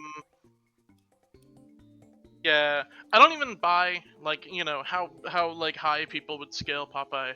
I do not think Popeye would win a fight against fucking Saitama. Death battle. I do not buy that for a second. Although like the narrative like purpose of the spinach is that it makes him as strong as he needs to be to do whatever he's doing. So like I do believe that the spinach could give him enough strength to fight Saitama and not get just like fucked instantly. But at the same time, Saitama's only like I don't think the spinach is like a one-time increase in power. I think you can't like spam it. You can't eat multiple spinaches. Mm-hmm. Whereas Saitama increases in power like actively. So I just don't. I don't think he would. I don't think he could beat Saitama. He doesn't have the strength advantage. Like I think Goku could beat Saitama just because Saitama is weaker than him by default and would have to get stronger over the course of the fight. So if Goku didn't let him get stronger, which Goku would, assuming they were just trying to fight to kill each other as quickly as they could. I think I gotta go defeat Bowser technically. Well, not defeat Bowser. I gotta go get a star because King Boo's not here, or Boo's not here. Because I want to get Luigi. You gotta get Bluigi. Oh, the princess. Oh no! I went into the kitchen. What happened? Oh, I fell down the way to like Bowser's first map. I fell for the trap door. You know what? I usually keep it low to not get copyrighted, but I'm gonna turn up the world music. There we go. Now it's real Mario 64. Yeah, I don't think you'll get copyrighted for Mario 64 music. Yeah, so yeah, if I got copyrighted for Mario 64 music, every like Nintendo YouTuber under the sun would be poor.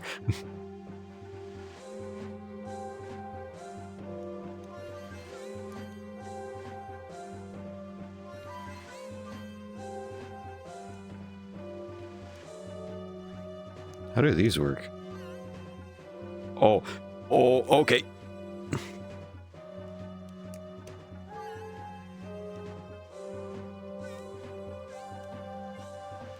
I can technically just jump up here. I think I'm supposed to press a button, but I don't think the button's implemented.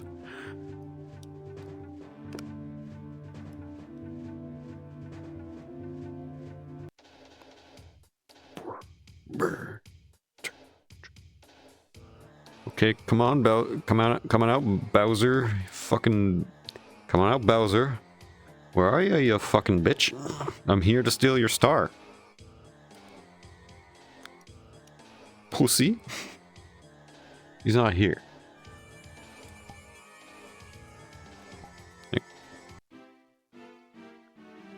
Alright, then how do I get to Big Boo's haunt so I can unlock Luigi? I've played DS through and through.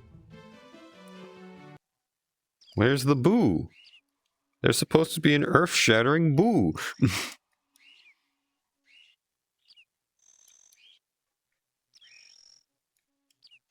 Marvin the Martian's actually probably one of the characters who would be like actually the easiest to power scale without What's being this? a moron about it. There's just a hole. Why is there just a hole here? I don't remember this being in the game. Where does that go? How do I show this? Zythia, I don't know if you've played DS or Mario 64 DS, but there's just a hole here, and I do not remember there being one in the backyard courtyard. Where's the hole? Let me come over to the computer and see. It's just a hole. Oh, I think that goes to one of the multiplayer maps. Huh. Because I fell in and it doesn't do anything. It seems like... Yeah, but it seems like they haven't put in Big Boo's haunt yet. Well, you have to unlock Big Boo's haunt, don't you? Yeah, but I can't defeat Bowser, though. Can you get to him or no? No. Well, yeah, I went through the course, but I can't get to him. Wait, hang on. Wait, can you get to his level? The Yeah. Bowser in the Brick World? Yeah. You can't get to him. Does the warp pipe just not take you to him, or? Yeah. Well, no, the warp pipe takes me to the boss, but it just doesn't take... Oh, it's not done. Okay. I see. So there's certain levels that aren't show secret. Yeah, secret levels. Yeah, Big Boo battle, but guess what? I can't get to Big Boo battle because Big Boo's haunt isn't real.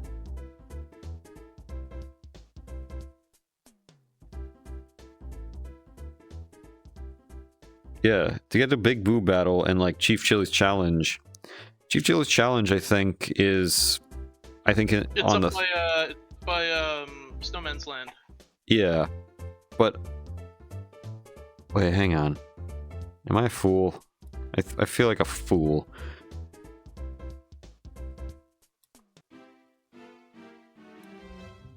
I might be wrong. Yeah, I think I'm wrong about the... I don't know why I thought you had to go to Big Boo's haunt to get Luigi, but I think I'm completely wrong. I gotta go over here. Wait, isn't Luigi in Big Boo's haunt? No, yeah. Well, no. Oh, yeah? No, this is... Yeah, you had to go through the mirror here to get to Wario's, but I can't because I don't have Luigi. Wario's in the Snowman Land room. Yeah, you gotta go through the mirror. You gotta go to the mirror to get to Wario's. See? Yeah. So I can't get through the mirror right now. But Luigi's is here as like a hint to use Luigi. But yeah, I can't get to Big Boo's haunt. It's not even in like the menu to like go to all the maps. Like the map is put in the game, but Big Boo's haunt isn't, so you can't get to it naturally. If I go over here to the big room, go to the settings room.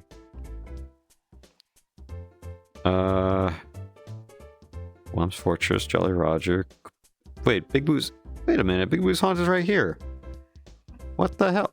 I swear I did not see Big Boo's haunt in the courtyard.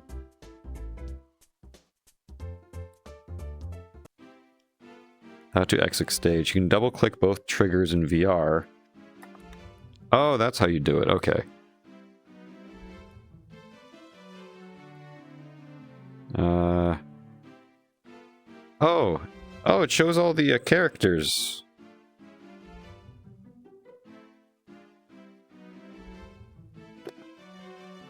Zythia, look, it shows all the characters. All the characters? Yeah. It's on the kitchen. Oh, okay. But it shows all like the Mario characters in the game, but they're just, I guess, not implemented yet. But they have all their animations. Like the playable characters, or like stuff like Koopa? Stuff like Koopa. The only characters that are actually implemented yet are just the Goomba and Dory, because I guess Dory's you kind of need Dory. So that means Hazy Muse Cave exists.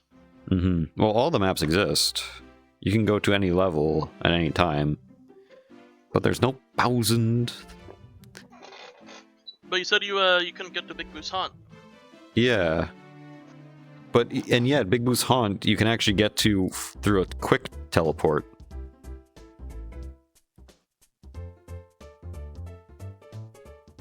But if the boos aren't in the game, then that means Big Boo's Haunt doesn't naturally spawn.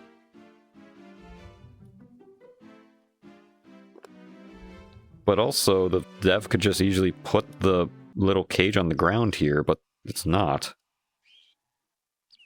Unless I'm just missing it. Unless I'm a fool. But I'm looking around here and I don't see any cage. Wonder if it's up here. No, this is just a little secret. Yeah, there's no cage in the backyard, and this doesn't really send me anywhere either. This kind of sends me down a hole. I'm pretty sure it would only spawn after you beat Bowser. Yeah, and I can't beat Bowser because Bowser doesn't exist.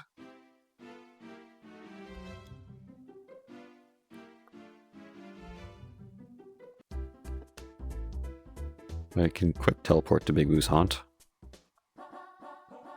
Like, it exists, I just can't get to it normally. Like, look, here I am.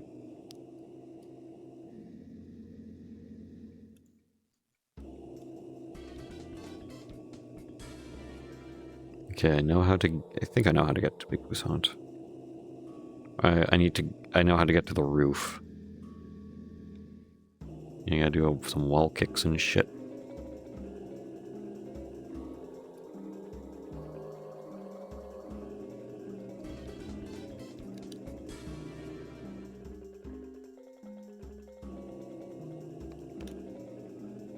I thought this place was supposed to have a faulty floor and I fall all the way down to the basement. I guess that's not implemented either.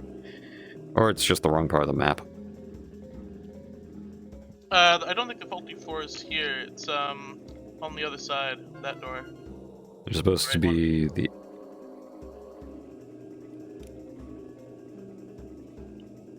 Yeah, there's supposed to be like a... Oh, there's the faulty floor. It's just really, really slow.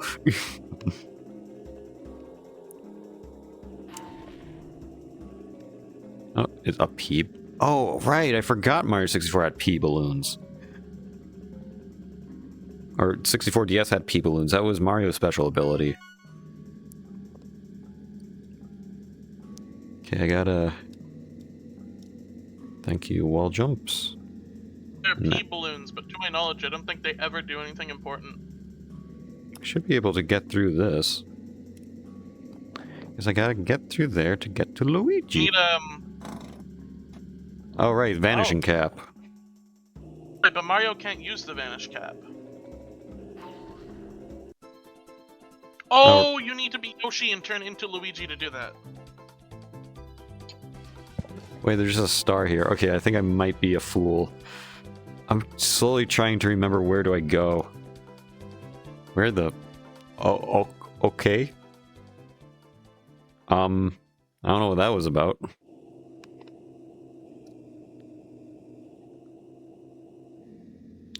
I'm now double guessing myself if I remember how Mario 64 DS plays.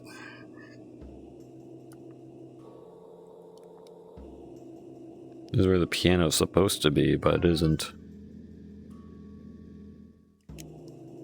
This is another vanish cap thing. Maybe I gotta go down to the basement? I know it's not any of these side rooms.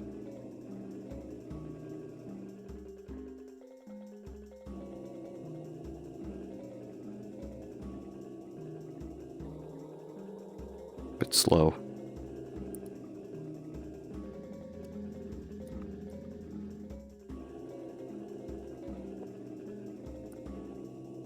Yeah, maybe it's in the basement.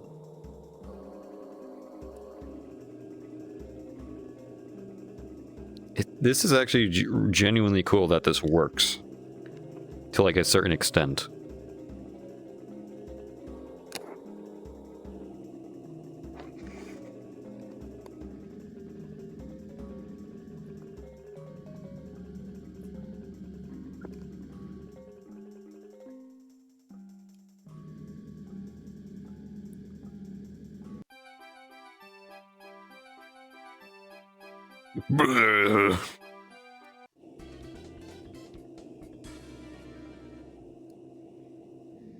Yeah, this is where you fall down.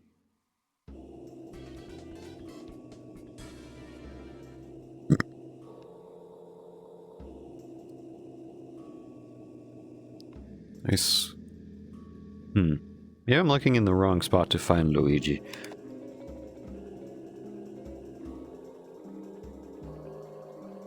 Because I swear you had to go to Big Boo's haunt to get Luigi. It should be up in the where the vanish cap painting was. Yeah, but I looked there and there's nothing there. I guess it doesn't exist yet. Maybe. But the map itself is in the game. Well, I guess you can't exactly get to the vanish cap either. Or you can't exactly get to Big Boo's haunt normally either.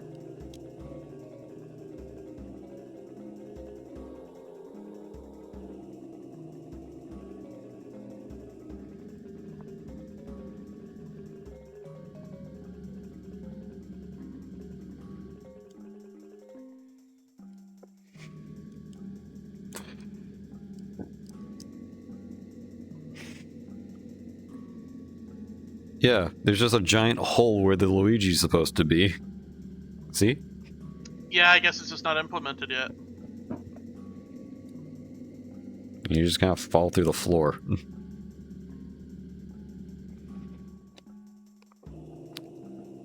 Alright. I wish to leave. There we go. Because it should be right... Yeah.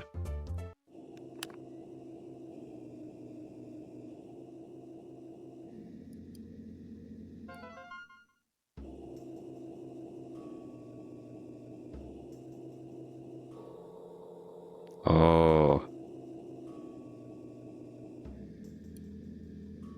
I thought the triangle in the middle was like the Obama prism for a second.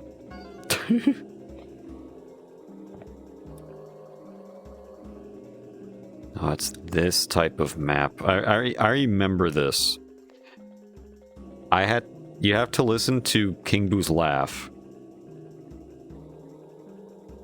Yeah, it was like the Lost Woods. You had to follow the sound. Mm-hmm. You went. I think you can just kind of open the door because one big map, the door will just teleport you back. But if you open it, you can actually see.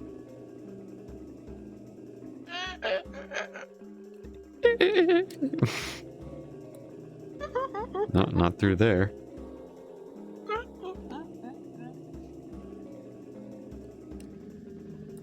Not through there.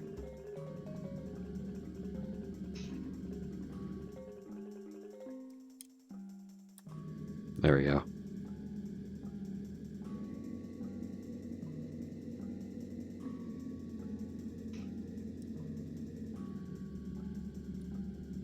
Man, it's been so long since I've, like, seen anything from Mario DS.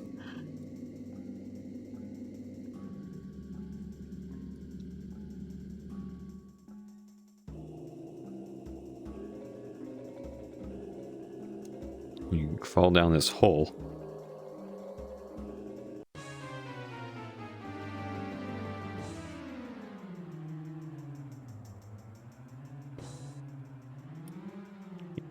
you can just grab it because he's not here. But I do remember King Boo being a fun boss fight. Yeah, he was like in the mirror only, and you had to punch him without seeing him. Now you can unlock Luigi.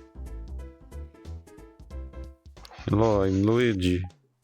I remember the moment when I unlocked Luigi in that game, and I was like, oh my god, it's real. Hell is real. And then I was like, where's Waluigi? And I saw the fourth door, and I was like, please, please. Did you ever fall for purple prizes? Yes, I saw that image, and I was like, he has to be in the game, right?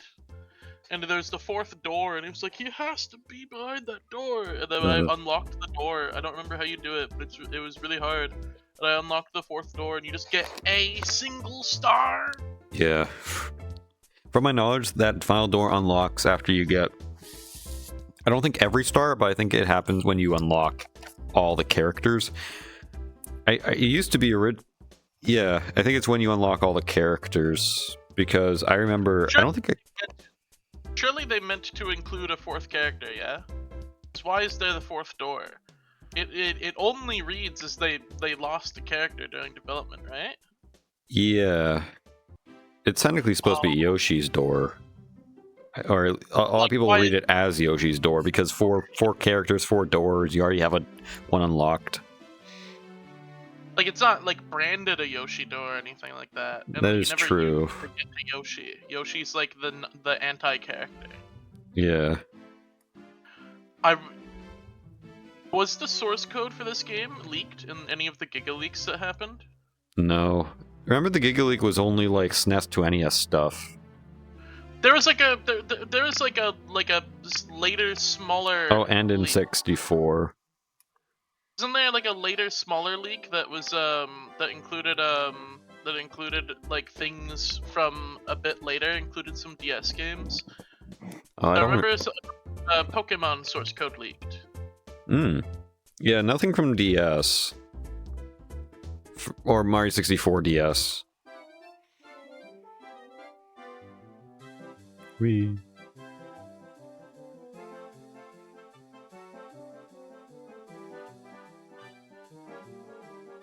Yeah, there's supposed to be a giant breeze that blows you over here. This map also sucked, I remember. All ice physics. Oh, yes.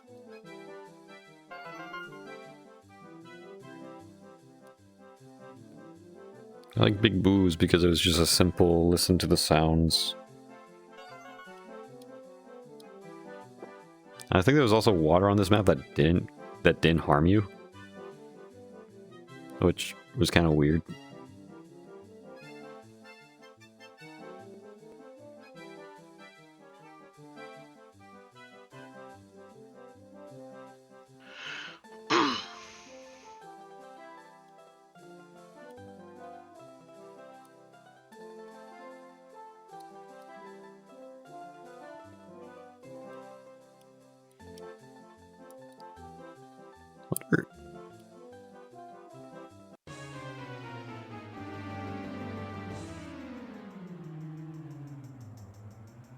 The key! The Wario key! No King Chill or whatever. King Cold. King Cold? I forgot the name of the big chili that you fight. Chief Chili. I'm pretty sure his name is Big Chill. Chief Chili. Chief Chili, ah yes. King Cold. I go to Snowman Land and fight Cooler. No, I want to go down the funny slide. Does it actually have slide physics? Hell yeah. Bit shit to control. I'm gonna try to look for Mario 64 DS leaks.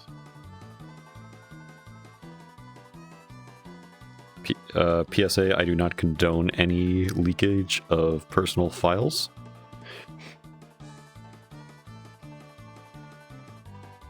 Man, I wish free speech was real, because I really want to say I do.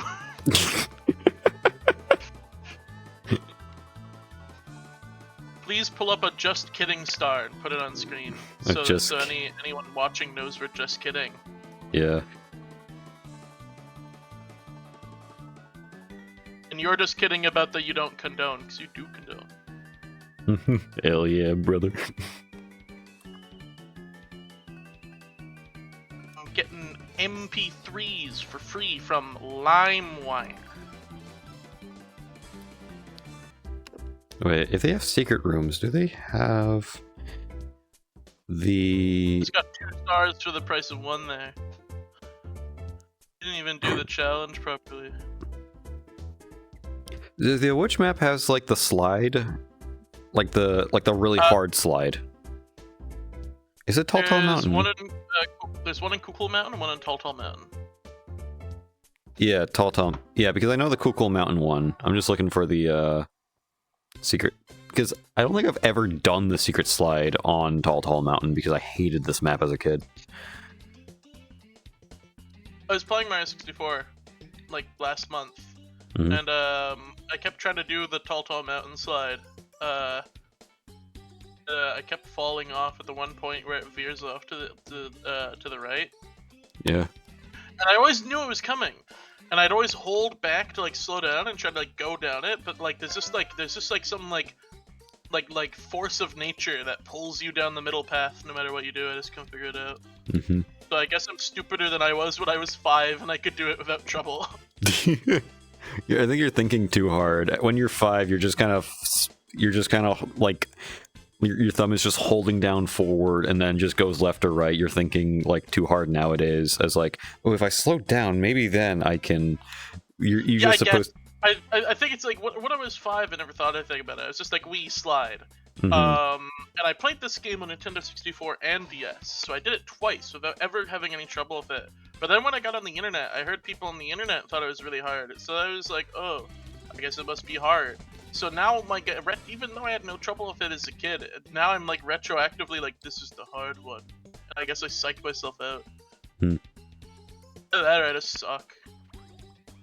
Oh, you can actually jump on the Goombas. All the little Goombers? Yeah, they're interactable. Where is the entrance to this thing? Is this technically the biggest map in Mario 64? Tall Mountain? It feels that way. It is quite large. TikTok Clock might be about the same size. Really? I feel like TikTok Clock just feels smaller. Mario 64. Oh, the log don't work. Whatever. You can just jump over.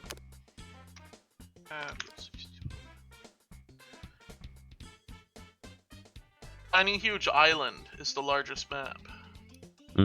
Is it tiny because they gotta put 2 different types of maps in the game? I think it's because the big map's just really, really fucking big. Where is the entry?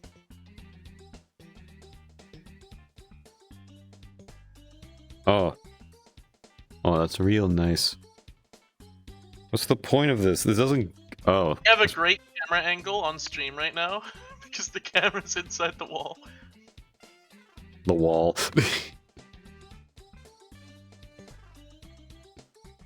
Yes. Hello, chat. Welcome to the wall experience. Welcome to Flightman's the Wall. Direct, where we stream a wall. Welcome to Flightman's the Wall. Nostalgia Critics the Wall. We doth not speak of Nostalgia Critics the Wall in this house. Where on earth? Also, this is the DS version. There should be also the Wiggler's entrance. And that's at, like, the top of the mountain. Wiggler? The Wiggler's not in this map. The Wiggler's on Tiny Huge Island. Oh, right. I'm an idiot. Okay. Also, the Wiggler's not from the DS version. He was in the original. Oh, okay. Also, I feel like maybe I should have gone to Tiny Huge Island, because I'm on Tall Mountain and I still can't find that fucking entrance. I literally jumped around the whole map. Oh, It's hidden in the wall. The along I think you're about to get to it if you go up where that Goomber was. You go past him. Oh, I see. Jump. Wait, no, this ain't it. No. You do the jump to the other side. I'm like a few seconds delayed. So you gotta be down from here. You're at the top of the mountain right now. Gotta go down. And then there's like a conspicuous hole. Not a hole, there's like a conspicuous square along the wall. What? It's like not a different texture, it's just kinda like a shape in the wall. You're standing right next to it. This just goes back up. I like jumping, so I'm pretty sure that's literally it right there. Like you just touched it a second ago. Oh, I see a teleport. Yeah, it's in here. I gotta jump. Oh, shit. Yeah, look how fucking fast I'm going. You know what the ground in this? I always thought the ground was made of on this slide. What? A Ripples potato chip. A Ruffles. Oh my... That is... Specifically, I always thought it was a Manal dressed chip. That's genius. Whenever I see it, I'm like, oh man, wish I had a Ruffles all dressed chip. Also, this is missing the moon and star textures. Yeah, I thought I just saw them. No, you just saw the skull. I'm looking around, there's no moon stars.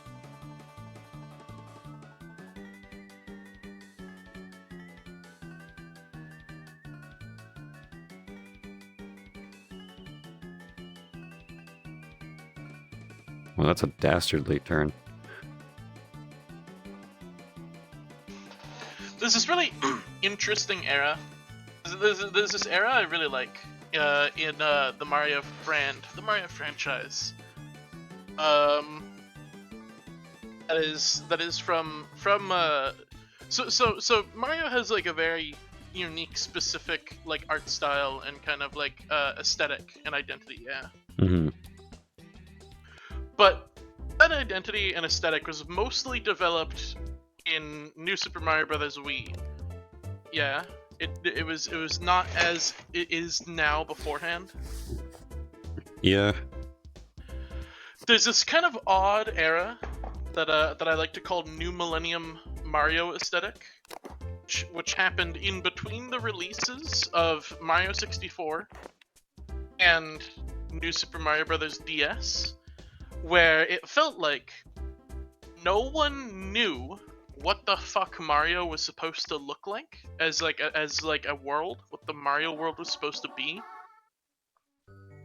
And Nintendo's only input was Mario 64, which is very vague and like primitive and like you know how it is. Oops. It's very like impressionistic and like surreal.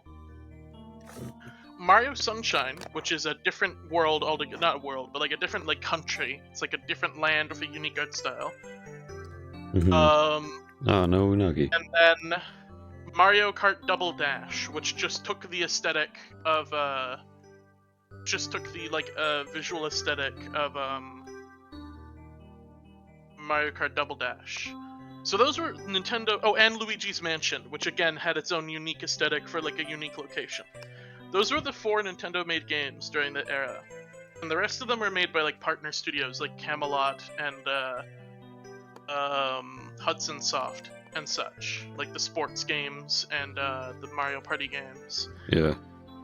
So this really interesting thing happened where they had no idea what Mario was supposed to look like. Yeah. Mm-hmm. They did not have the concept we do now of like the Mario Mushroom, what Mushroom Kingdom looks like, because the Mushroom Kingdom wasn't in any of those games. Mm-hmm. And they made this really interesting decision that is I don't think many people think about it anymore, but for that period of time, they decided to base the entirety of the Mario aesthetic off of Mario Sunshine, Mario 64, Luigi's Mansion, and Super Mario World. Oh. And when you look at these old games, everything in them is based on one of those 4 games, which is really interesting. Because all 4 of those games, I think, are kind of united in the fact that they're aesthetically entirely removed from everything else. But the most interesting part is that this era of Mario almost is entirely divorced from the aesthetics of Mario Brothers and Mario Brothers 3, which is now what Mario is almost entirely based off of, is Mario, Mario 3, and New Super Mario Bros. Wii. Yeah. Mm-hmm. So there's this kind of weird, interesting world where the concept, or there's the time where the concept of the Mario world was just these very odd, disparaging aesthetics, which resulted in the spin-off games having like this really interesting, weird depiction of the Mario world that I really love it. I really like it a lot. You know, there's a lot of like surreal, geometric, like blobby shapes, mostly informed by, you know, limitations of the technology in like, you know, the late 90s, early 2000s. Mm-hmm. But also just kind of informed by, you know, how do you interpret the shit in Mario 64 as like anything? It's all nonsense. And then it also included these like odd photorealistic scenes. A lot of the sports games particularly just have these like and Mario Party, they just have these like areas where it's just like completely realistic, like these like photorealistic like snapshots of like mountains. Like Mario Party 4, the opening cutscene where it feels like a Gmod map where like Princess Peach's castle is just in the middle of this photorealistic field. Really funny with like mountains in the background and shit. And all the characters are just kind of standing around. Like it actually feels like that one like realistic Peach's Castle Gmod map. It's kind of brilliant. It's very weird and like unrefined. But you know, I love it for its weirdness. It's very charming. Or like how many sports games just take place in realistic fields before like, you know, they started becoming more like unified in a sort of like stylized cartoon aesthetic that New Super Mario introduced. Mm-hmm. But yeah, I think Mario 64 DS is a very good example of this because it's directly taking the nonsense environments of Mario 64 and trying to add fidelity to them, which just results in the strangest little world, kind of like the old CGI renders of Mario 64 that you'd see in the like the strategy guides and stuff. Yeah. It's just like such a bizarre thing to look at because, like, you know, for a good decade that was everyone's conception of what Mario looked like. You know, everywhere that's just what Mario was, whereas now we've so far removed from that. All of that's been removed from like the lexicon in favor of New Super Mario Bros. And Mario 3. Like particularly the green, one of the most iconic things I think from this era is the green hill, the green like cylinder hill, the little eyes, Mm-hmm. and the propensity to put those eyes on like everything. The green cylinder hill appeared very like I think very briefly in Mario 3 on the world map, but I don't think it appeared anywhere else. And then it appears a bunch in Mario World. Then outside of that, it's never appeared in a mainline Mario game since, my understanding. But because, you know, Camelot and Hudson Soft, they only had so much that they could base the games off of. And HAL Lab when making Smash Brothers, they decided, I guess these hills, they're a thing that reoccurs in Mario, so they must be important. And of course, Mario has eyes on things, like the mushrooms in the clouds, so they kind of took that and ran with it and put eyes on everything. Eyes on mountains, eyes on trees. We see this referenced a bit in Mario Double Dash, which is interesting because I'm pretty sure that's the only Nintendo-made game in-house that continues the putting eyes on random things. Before New Super Mario Brothers came by, this map's really weird looking. But Yeah. before New Super Mario Brothers came by and said, no, only power-ups have the little eyes, nothing else. And now we're in that zone where, like, oh, mushrooms and flowers have eyes, but, like, not, like, houses or some shit. They're not trees.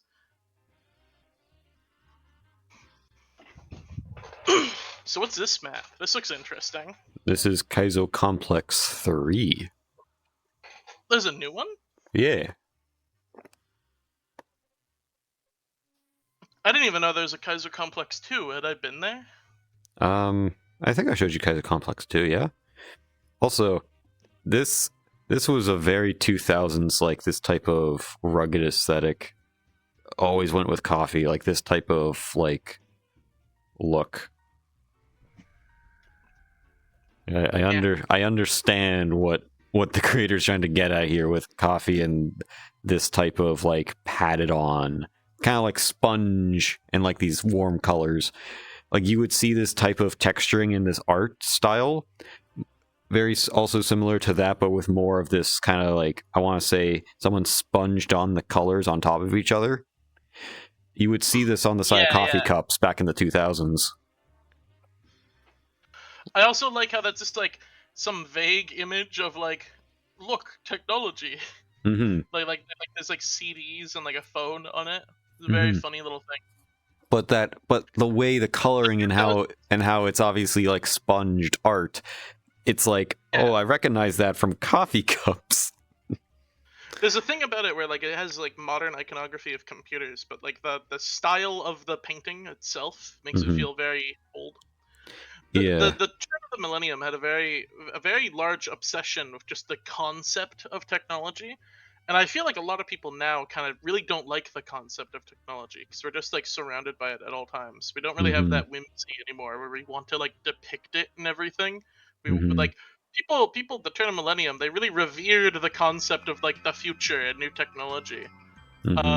Whereas now a lot of people fucking hate technology because, back then it was this fun, new, whimsical novelty, but then now it's like, oh boy, a new torture nexus just came out.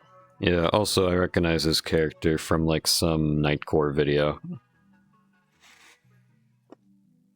that's a lot of characters.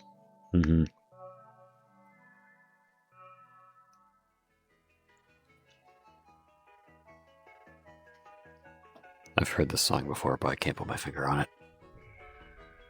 I can't hear any of the audio from the game because I have the stream muted. Okay. Oh, there's a design of I guess you could stream. If it wouldn't be much trouble, you could stream the game to Discord, and then I could hear things and see it in real time. Wait, that's the this is the wizard from Final Fantasy, right? Yeah, that's the Dark Mage. What's that? Wizard, the wizard, the Dark Mage. Female Dark Mage. Huh. I guess there's probably just multiple Dark Mages.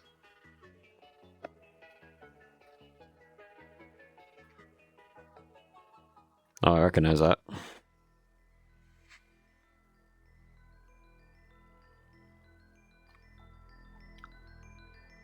Ah, that guy's an Olympics logo, I believe. Yeah, there was an Olympic logo somewhere else. I don't remember where. The Olympics is one of those things that also just, like, fell off. Is that Gaben? I was like, huh? You don't see on stream. You'll see Gabe Newell fly by. This little area you're in reminds me of the King Goomboss, like, swamp with, like, the logs and the ropes between them that you were just in. Yeah. Because we have where you unlock Mario. Yeah, there's a bunch of CDs here that are, like, Toho soundtracks. A lot more about the Olympics than they do now. Like I've not heard fuck all from the Olympics in, like, years. Probably because the reason people don't care so much about the Olympics is people kind of realize that whichever country hosts the Olympics is just kind of screwed over for the next couple of years after, because the government suddenly is like, okay, we gotta shove, like, unknown millions of dollars into making the main city that we're hosting it nice and clean.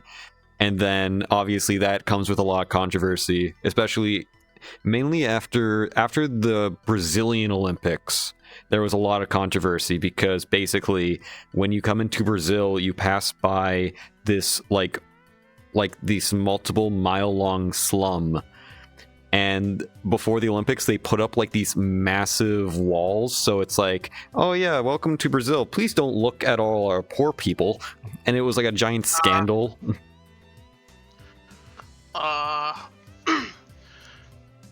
Yeah.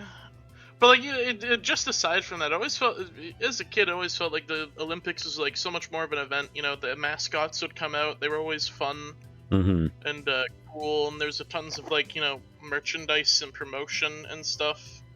You know, and obviously there's stuff like, you know, the Mario game that would come out and the Mario Sonic game that would come out every Olympics. I don't think the Mario Sonic games happen anymore. I think those stopped. Yeah, those stopped after 2020. Even aside from them, like they don't merchandise the Olympic mascots anymore. Like they still make them, but like I never feel like they like have any presence. I have to, you know, a while ago I was talking to some people. I think you were there, and I was like, what happened to Olympic mascots? And I had to like go to a wiki to find all the information about them. And like even like find out that they're still making new ones. But a lot of them just like kind of lame. They weren't as good as the ones that were happening before. Oh, I'm over here now. Anime girl on a Russian.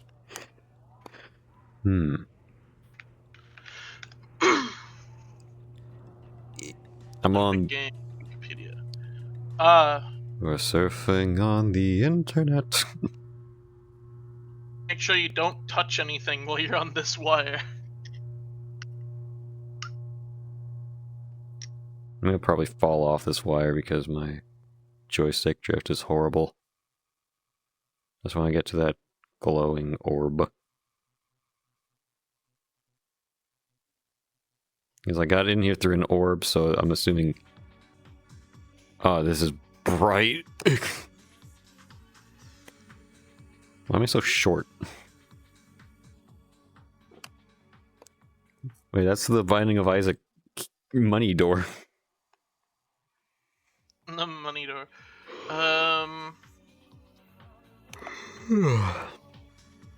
McDonald's. Oh, I love these like I love when games have these like photos of like storefronts. These like visages of storefronts. I love looking at them. One of my favorite things in like VRChat and like Gmod maps is when they have stores that you can go into and every shelf is a unique like image texture. I'm always disappointed when they like reuse the same texture. They use like just kind of like undetailed blobs. I always want to look at like all the little labels on things and just kind of like get into like, you know, what was like being sold? What were people thinking about at that time? Windows XP, go to mp3.com.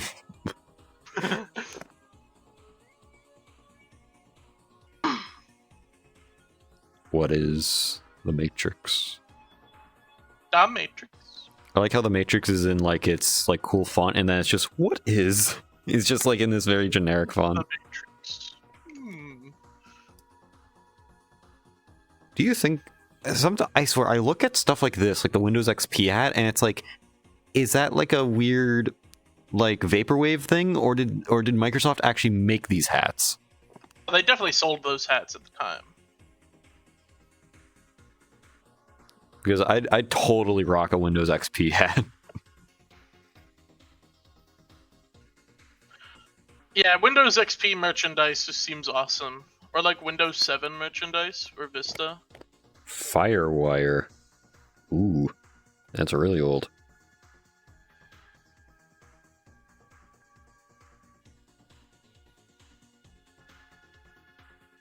Like this is this here is obviously like some like vaporwave not vaporwave, but like some aesthetic thing, like Energy Star or whatever did not make this.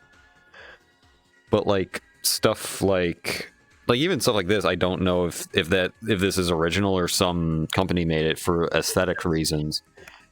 Same thing with the compact disc hat.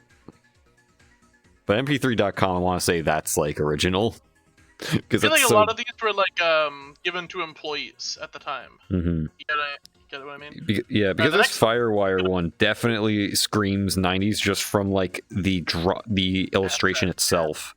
Like that fire exists only in the 90s. How that fire is drawn. The next Olympics is in 2026 in Italy. Hmm. Olympic mascots. List of Olympic mascots. Be whoever you want to be. Shop online and buy with buy.com. Buy.com. You be whoever you want to be. This reminded me of the stupid image that a Christmas tree farmer sent me today. Mm-hmm. It was this it was like the bee, the fucking like bee frog.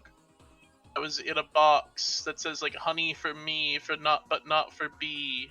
Oh yeah, And then the bee escapes. And then the sign says "Be free." Yeah. Also, I like this. Sorry, no beige, and it's the fucking OG like Mac. Well, not the OG perfect. Mac, but it's like the trans blue clear Mac, which is really funny. The iMac. Sorry, no beige. That's really funny. Yeah. All right. How long until we get a new like consumer electronic that markets itself on not just being white and or black or like gray? Yeah. So we've had grayscale technology, been like all technology since like 2008. Mm-hmm. I want to get rid of grayscale technology. Give me something that's transparent and purple again. Can we also just have fun with technology again? I really hate that smartphones existed, not because I like smartphone bad. Yeah, phone Too bad. many people down at phone. Eat hot chip, charge thy phone and lie. Charge thy phone. No, it's not that. It's just that phones used to be different every year. Every year, you'd get a bunch of new phones that looked different and had different features, and they were cool to look at. And you'd look at all the pictures of different phones, and the different designs and like layouts, and you'd be like, "Oh man, they're all so cool."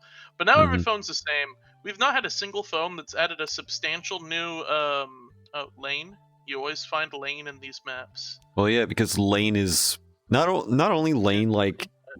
Lane kind of has this aesthetic, but Lane's just a good fucking show. Like, watch Lane. But you always well, what was I saying before Lane? Fuck. You were talking about like phones. Yeah, the phones have been identical since the iPhone. There's not been any major design change. Like that, there's not been any substantial substantial design changes. The only changes they've done is they've removed physical buttons from the phone, which fuck you, add them back. Yeah. And then they made the screen bigger. I guess they removed bevel, which fuck you, bring the bevel back. Both of those are design decisions I hate. Oh yeah, what was it? My mom was like, "Oh, I got this new phone. Can you help me out with it?" I'm like, "Sure." And I'm like, "Where's the button?" It was just full. Like, I get it. You want a screen that's literally just screen, but at the same time, it's pain. Like, give me somewhere on the screen where I can like rest my thumb that's not pressing a button at all times. Mm-hmm. Paranoid Agent's also really good. Also, give me a physical button to press. I hate the software. First of all, smartphones don't even have software. iPhones don't even have software buttons. They only use gestures, which sucks ass. But Androids, they have the there's the Madatsuki like symbol from Yume Nikki. Yeah. Also, I might get copyrighted. Duvet is playing in the back. Duvet is playing in the background. Whatever.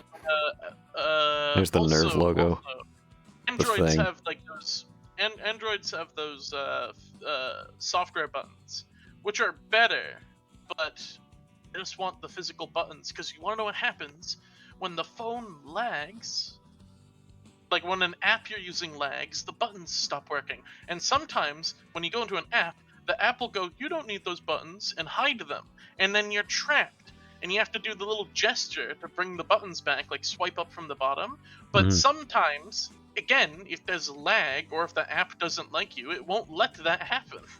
Mm-hmm. You just get trapped. You just get trapped in there, and you just have to swipe up over and over again. Whereas that was never a problem before when there's a physical button, because the physical button took priority over all other inputs. Detective Conan. Watamote. No one talks about this anime anymore. Seen that character, like just tons of pictures of her on the internet. Yeah, I don't know anything about this anime. I just know it's just like the anime that's like, oh, this is most internet users. Fuck, what's the name of this anime? Gore Angel or something? Basically, the joke is that this angel keeps killing this guy in like very bloody ways. It's comedy. Okay, there's Peak. A blazing heart defeat the Red Ribbon Army. Madoka Magica, Golden. I gotta watch Golden Boy. I heard it's really raunchy, but it's also really funny. Great teacher Onizuka. I want to recommend it, but I can't. How do I say? It's definitely, you cannot make it today. Just a lot of things that were okay at the time, but not okay now. And I appreciate the Dragon Ball representation and not the Z. Yeah. You know, you barely ever see anyone acknowledge Dragon Ball. Mm-hmm.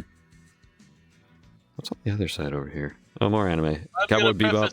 Good shit. I do not condone piracy. I don't condone piracy. If the feds are listening, just kidding, Star. This is hypothetical. Mm-hmm. Just kidding, Star.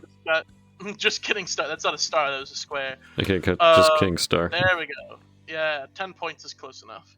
On YouTube, this guy has uploaded. Oh no! Well, no. I was gonna say. Oh no! I'm gonna be that guy that says like about. Like, and then gets banned. But no one's gonna watch this. So no one's gonna fucking. You're good. No one's gonna fucking watch this. This guy's uploaded edits of the Dragon Ball OG arcs on YouTube as single like 2-hour movies each. And I've just been watching through them, and they're pretty good. It's actually surprising how well Dragon Ball watches as like movies that are like cut down like that. Mm-hmm. And I've just been using it as just a justification to watch through Dragon Ball again, because why not? It's so short. And yeah, Dragon Ball is peak. OG Dragon Ball is peak. You know, Dragon Ball Z is also peak, but like, you know, Ten Shinhan and Piccolo are just so fucking awesome. Mm-hmm. I can't believe what they did to my man in the Tournament of Power. Yeah. Also, I want to talk about, this was an anime in the 2010s that was like everywhere for like 1 year. Everyone also joked about that Splatoon just stole the idea of like Squid Girl from this, but then this anime just disappeared and never came back. Top of her head. Oh, you said squid. I was about to say the top of her head looks like a blooper. But squid. Yeah, that makes sense. Mm-hmm. Clannad. I know about Clannad. I don't know anything about Clannad though. I just know it's like one of those animes. Chainsaw Man, good shit. Berserk, good shit. This anime, Azumanga Daioh. This is one of those 2000s animes that was like fucking everywhere on image boards and all that. I heard it's okay. I don't know. This anime. I forgot the name of this one. But this is like isn't this anime from like the 60s? Something like that. Mm-hmm. I see that character a lot on like Newgrounds. Sergeant Frogs. I don't know anything about this one either. But I've seen this character a lot. I love when VRChat and Gmod maps have like rooms like this where there's just like a bunch of shelves to look at. It's always good. I have no idea what this is. Look at that CGI. I kind of want to watch this just because, look at it. Malice at Doll. Look at that, like what's this, 2003 CGI? Yeah. I am Doll and I will give you a kiss, ... Is this a hentai? That is some full motion video ass Mhm. CGI. Oh, this looks like up my alley. Texan. I wish I knew what it said. TEXHN something YZE. I don't know what that. Something ultimate. Something. Hey, Helsing Ultimate, good shit. Oh, this is fuck, I should know this one because the creator of this is working on a new Silent Hill game. Silent Hill, but anime? What the fuck? Initial D. Everyone knows it. Initial D for Eurobeat. That's I love the photorealistic car.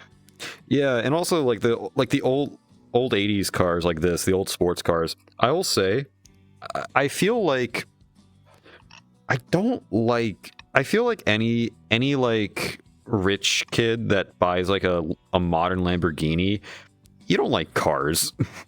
You don't know shit about cars. You just buy it because it's known and popular. Meanwhile, real people who like cars like cars like this, people will be like, "Oh, that car looks so crummy." It's like, no, you have no fucking idea what's in this thing. Another thing that just like, you know, older cars are just better because A, they don't have fucking smartphone integration in them. And B, they're just lighter and like more fuel efficient than all like because every fucking car now is a light truck that's like fucking 10 billion tons bigger than any car ever made, and it's like filled with all these stupid electronics that weigh more tons. Yeah. So just it boils, it burns fuel like you know, like a fucking college student burns through coffee. Yeah, I think I saw like a 1990s Lamborghini design, and it was like all like, it was sleek but squared, and it had like the cool pop-up lights, and it's like, that's cool. But like these modern like Lamborghini, Ferrari, etc., they all just kind of look the same. And I guess, yeah, you could say that about any generation of car, but I don't know, there's just something about it that it's just like, anyone who says, yeah, I'm a car guy, I really like Lambos, and it's like, you have not even scratched the surface.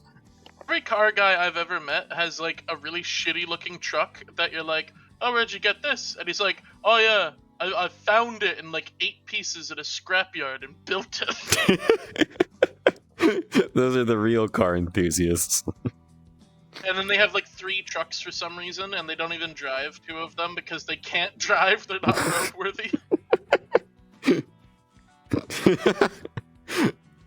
Yeah. Like, it wouldn't be legal for them to drive them, but they've spent like 5 years like slowly putting it together. They're like, yep, one day it'll run, one day it'll drive. One day I'll get this thing working.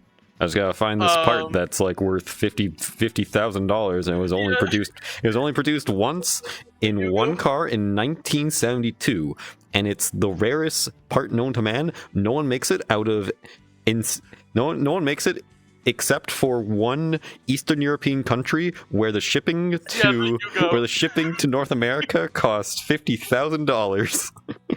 Jameski's Yugo. If you want to see some shit, Oh, go yeah. look up Jameski's Yugo videos where he's just he bought this awful shitty car and he's turning it into a horrible thing, a monstrosity. Yeah, he bought a car that was made in a country that no longer exists. That is true. It was made in like some Eastern European like Soviet country that just doesn't exist anymore. Anyway. I'm not interested in cars at all. I don't give a fuck about a car. I don't plan on owning one because, oh my god, expensive. Car insurance and gas and shit. But I think my favorite cars were like the early 2000s cars that were like, you know, those smart cars that came out for a bit that were like, not smart cars. What am I thinking? They were like cars right before everything became a massive SUV, where they were actual cars and they were normally like cyan or like light lime green or something, and they were like actually like lightweight and like usable. Yeah. I really like those ones, and they have this like nice shape to them. Yeah, A lot For a second, I thought of the music that started playing was the Weather Network music. no, it's a instrumental version of Duvet by Dido, which I'm definitely copyrighted for, but whatever. All these animes. So, like, I thought that was Nijiko. my dear friend Nokoten. No. Rose something something. This is Sounds definitely a made lot. for This girls. is uncannily similar to the Weather Channel, the Weather Network music. Oh, this one. Know what I mean? The Weather Network song. Yeah, I can kind of hear it. Oh, this anime.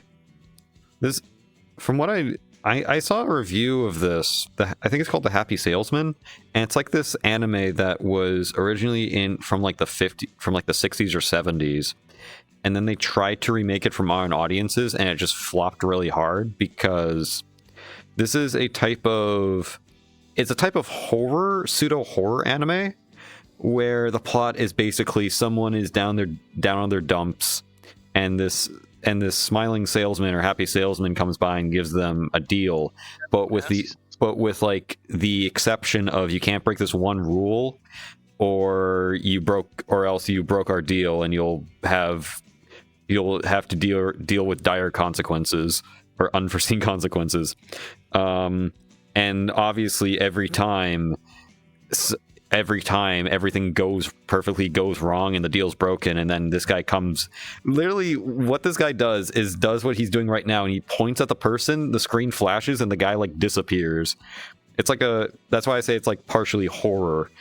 And from what I saw from the review, the reason it failed for a modern audience is because too much of the discussion was around, like, how do you defeat this character? How do you get around his deal? And the whole point of it is that you don't. The whole point of it is a kind of like Grimm's fairy tale of the only way to win is not to play. Shrek the Fourth. Shrek the Fourth? What does that mean? Is Shrek 4 the one where that guy gives Shrek the deal that yeah. like kill him? Yeah. That's that show. Mm-hmm. Shrek the Fourth. I guess. No. But yeah, from what I saw, that's why like there was a modern recreation of that show, and it just failed because too many people was like, oh, this character sucks. Why can't you like you can't like get around his deals? And it's like, yeah, that's the point. The whole point is like the only way to win is not to play. I don't think it would fail because of that discourse. That doesn't seem like a thing that would like hurt the performance of the show.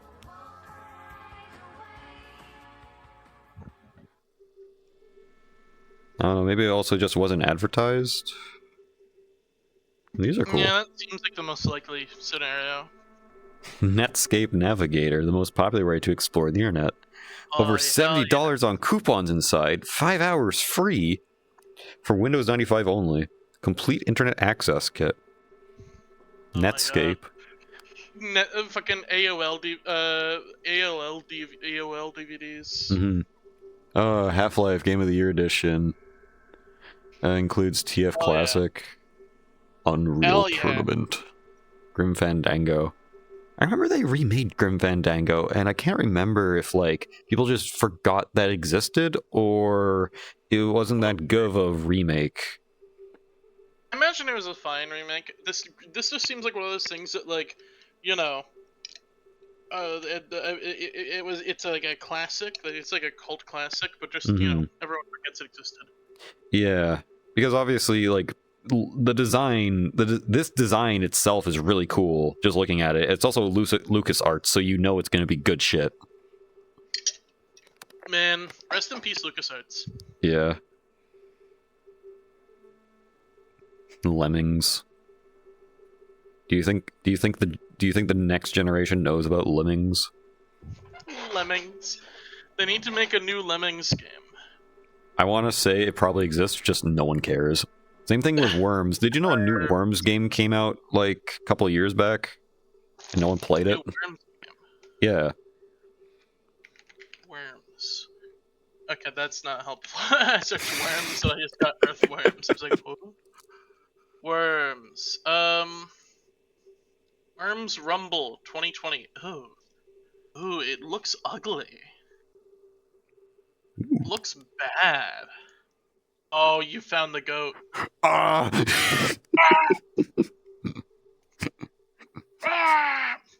It says also available in orange box. Also In available orange in the box. orange box.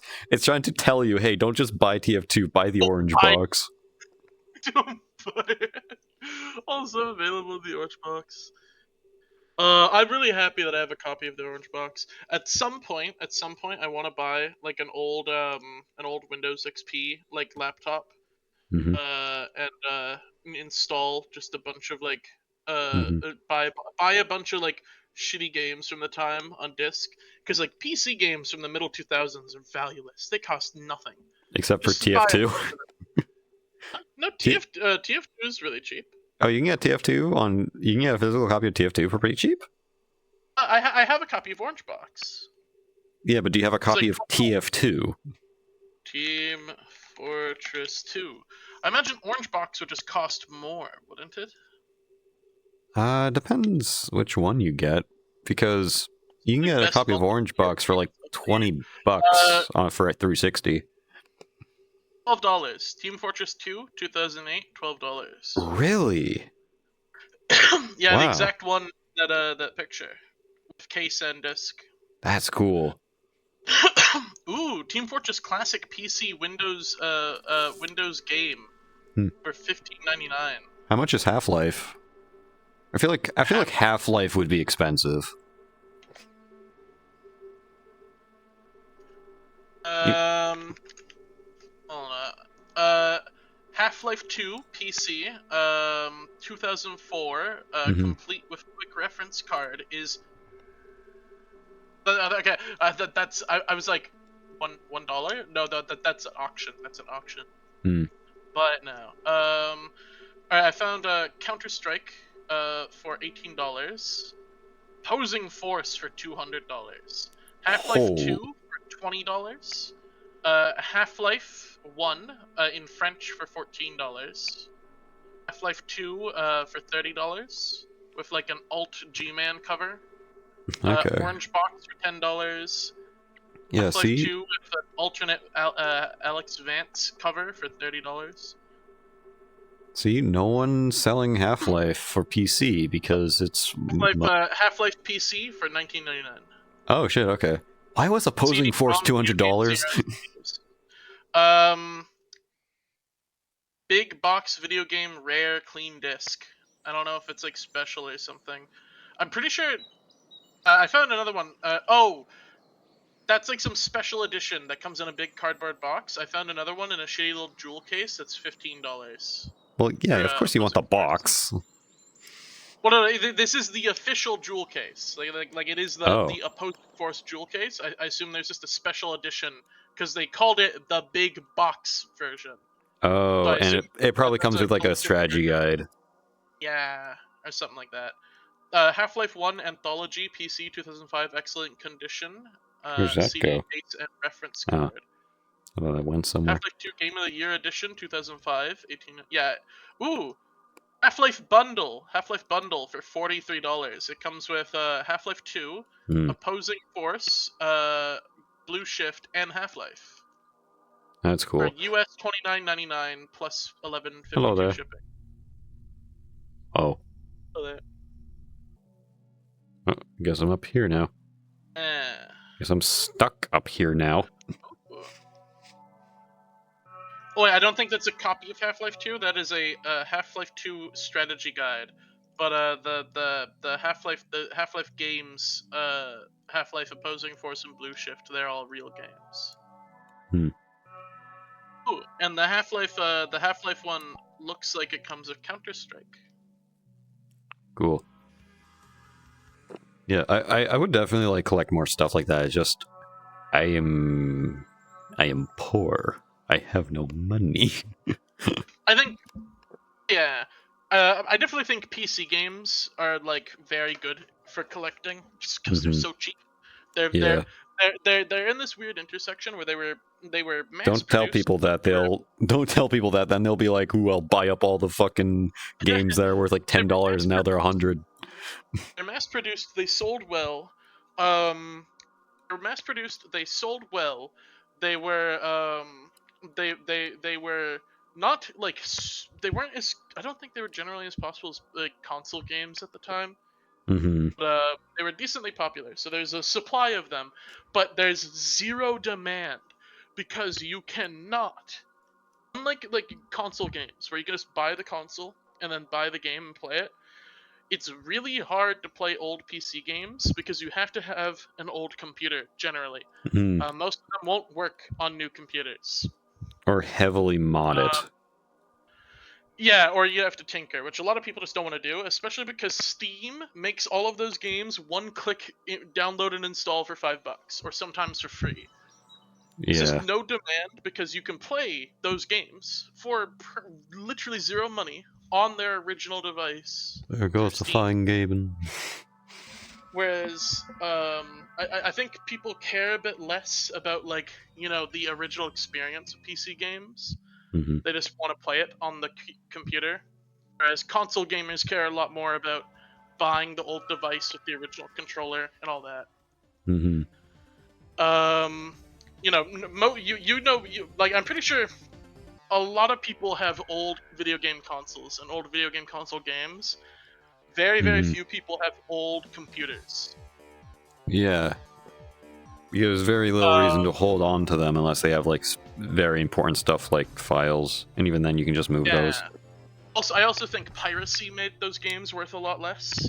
You know, a lot of people just got Half-Life for free probably, but just pirating it. Also, at this point, literally for its special anniversary, they gave away Half-Life for free.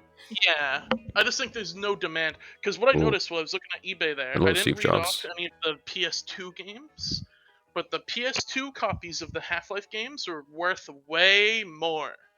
Way more than the PC ones.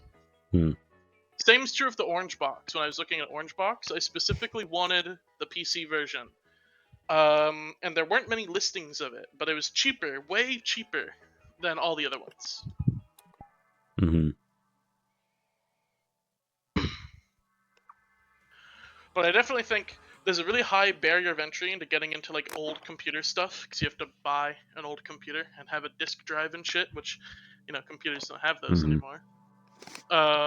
Yeah. And I think it's a lot higher of a cost than just buying an old console. Old consoles will usually run you like $120 at most, unless you're buying something really weird, and then it goes up to like $200. But I've been eyeing some old laptops, and they're all very expensive. They're all like at least $200. I could probably get like a ThinkPad for a lot cheaper, but I don't. That'd be shit. I wouldn't be able to play the games. Mm-hmm. I want like an actual like functional computer that could play Half-Life. Yeah. Mm-hmm. Touch this. Oh, it's this. Oh, there's just the fucking brain rot TV. I cheated getting up here because there's no way I'm doing parkour with a fucking shitty controller. In VR. Also, something I noticed about this map, there's very little... There's a lot of rooms that you just go into and there's no exit. That's something I noticed with this map. Anyway, I guess I'll end the stream here because it is getting quite late. So I guess, to anyone watching this far somehow, thank you for watching. As per usual, I stream every Sunday night roughly around 11. I've also been doing other various streams at different times. If you want to know when that is, follow me on Twitter or Blue Sky. Zythia, where can people find you and your stuff? Everyone, you can go buy Lego Island for PC, Windows 3.1 or higher game for $8 on eBay. Alright. Thank you for watching, everyone, and I'll see you guys next time. Bye.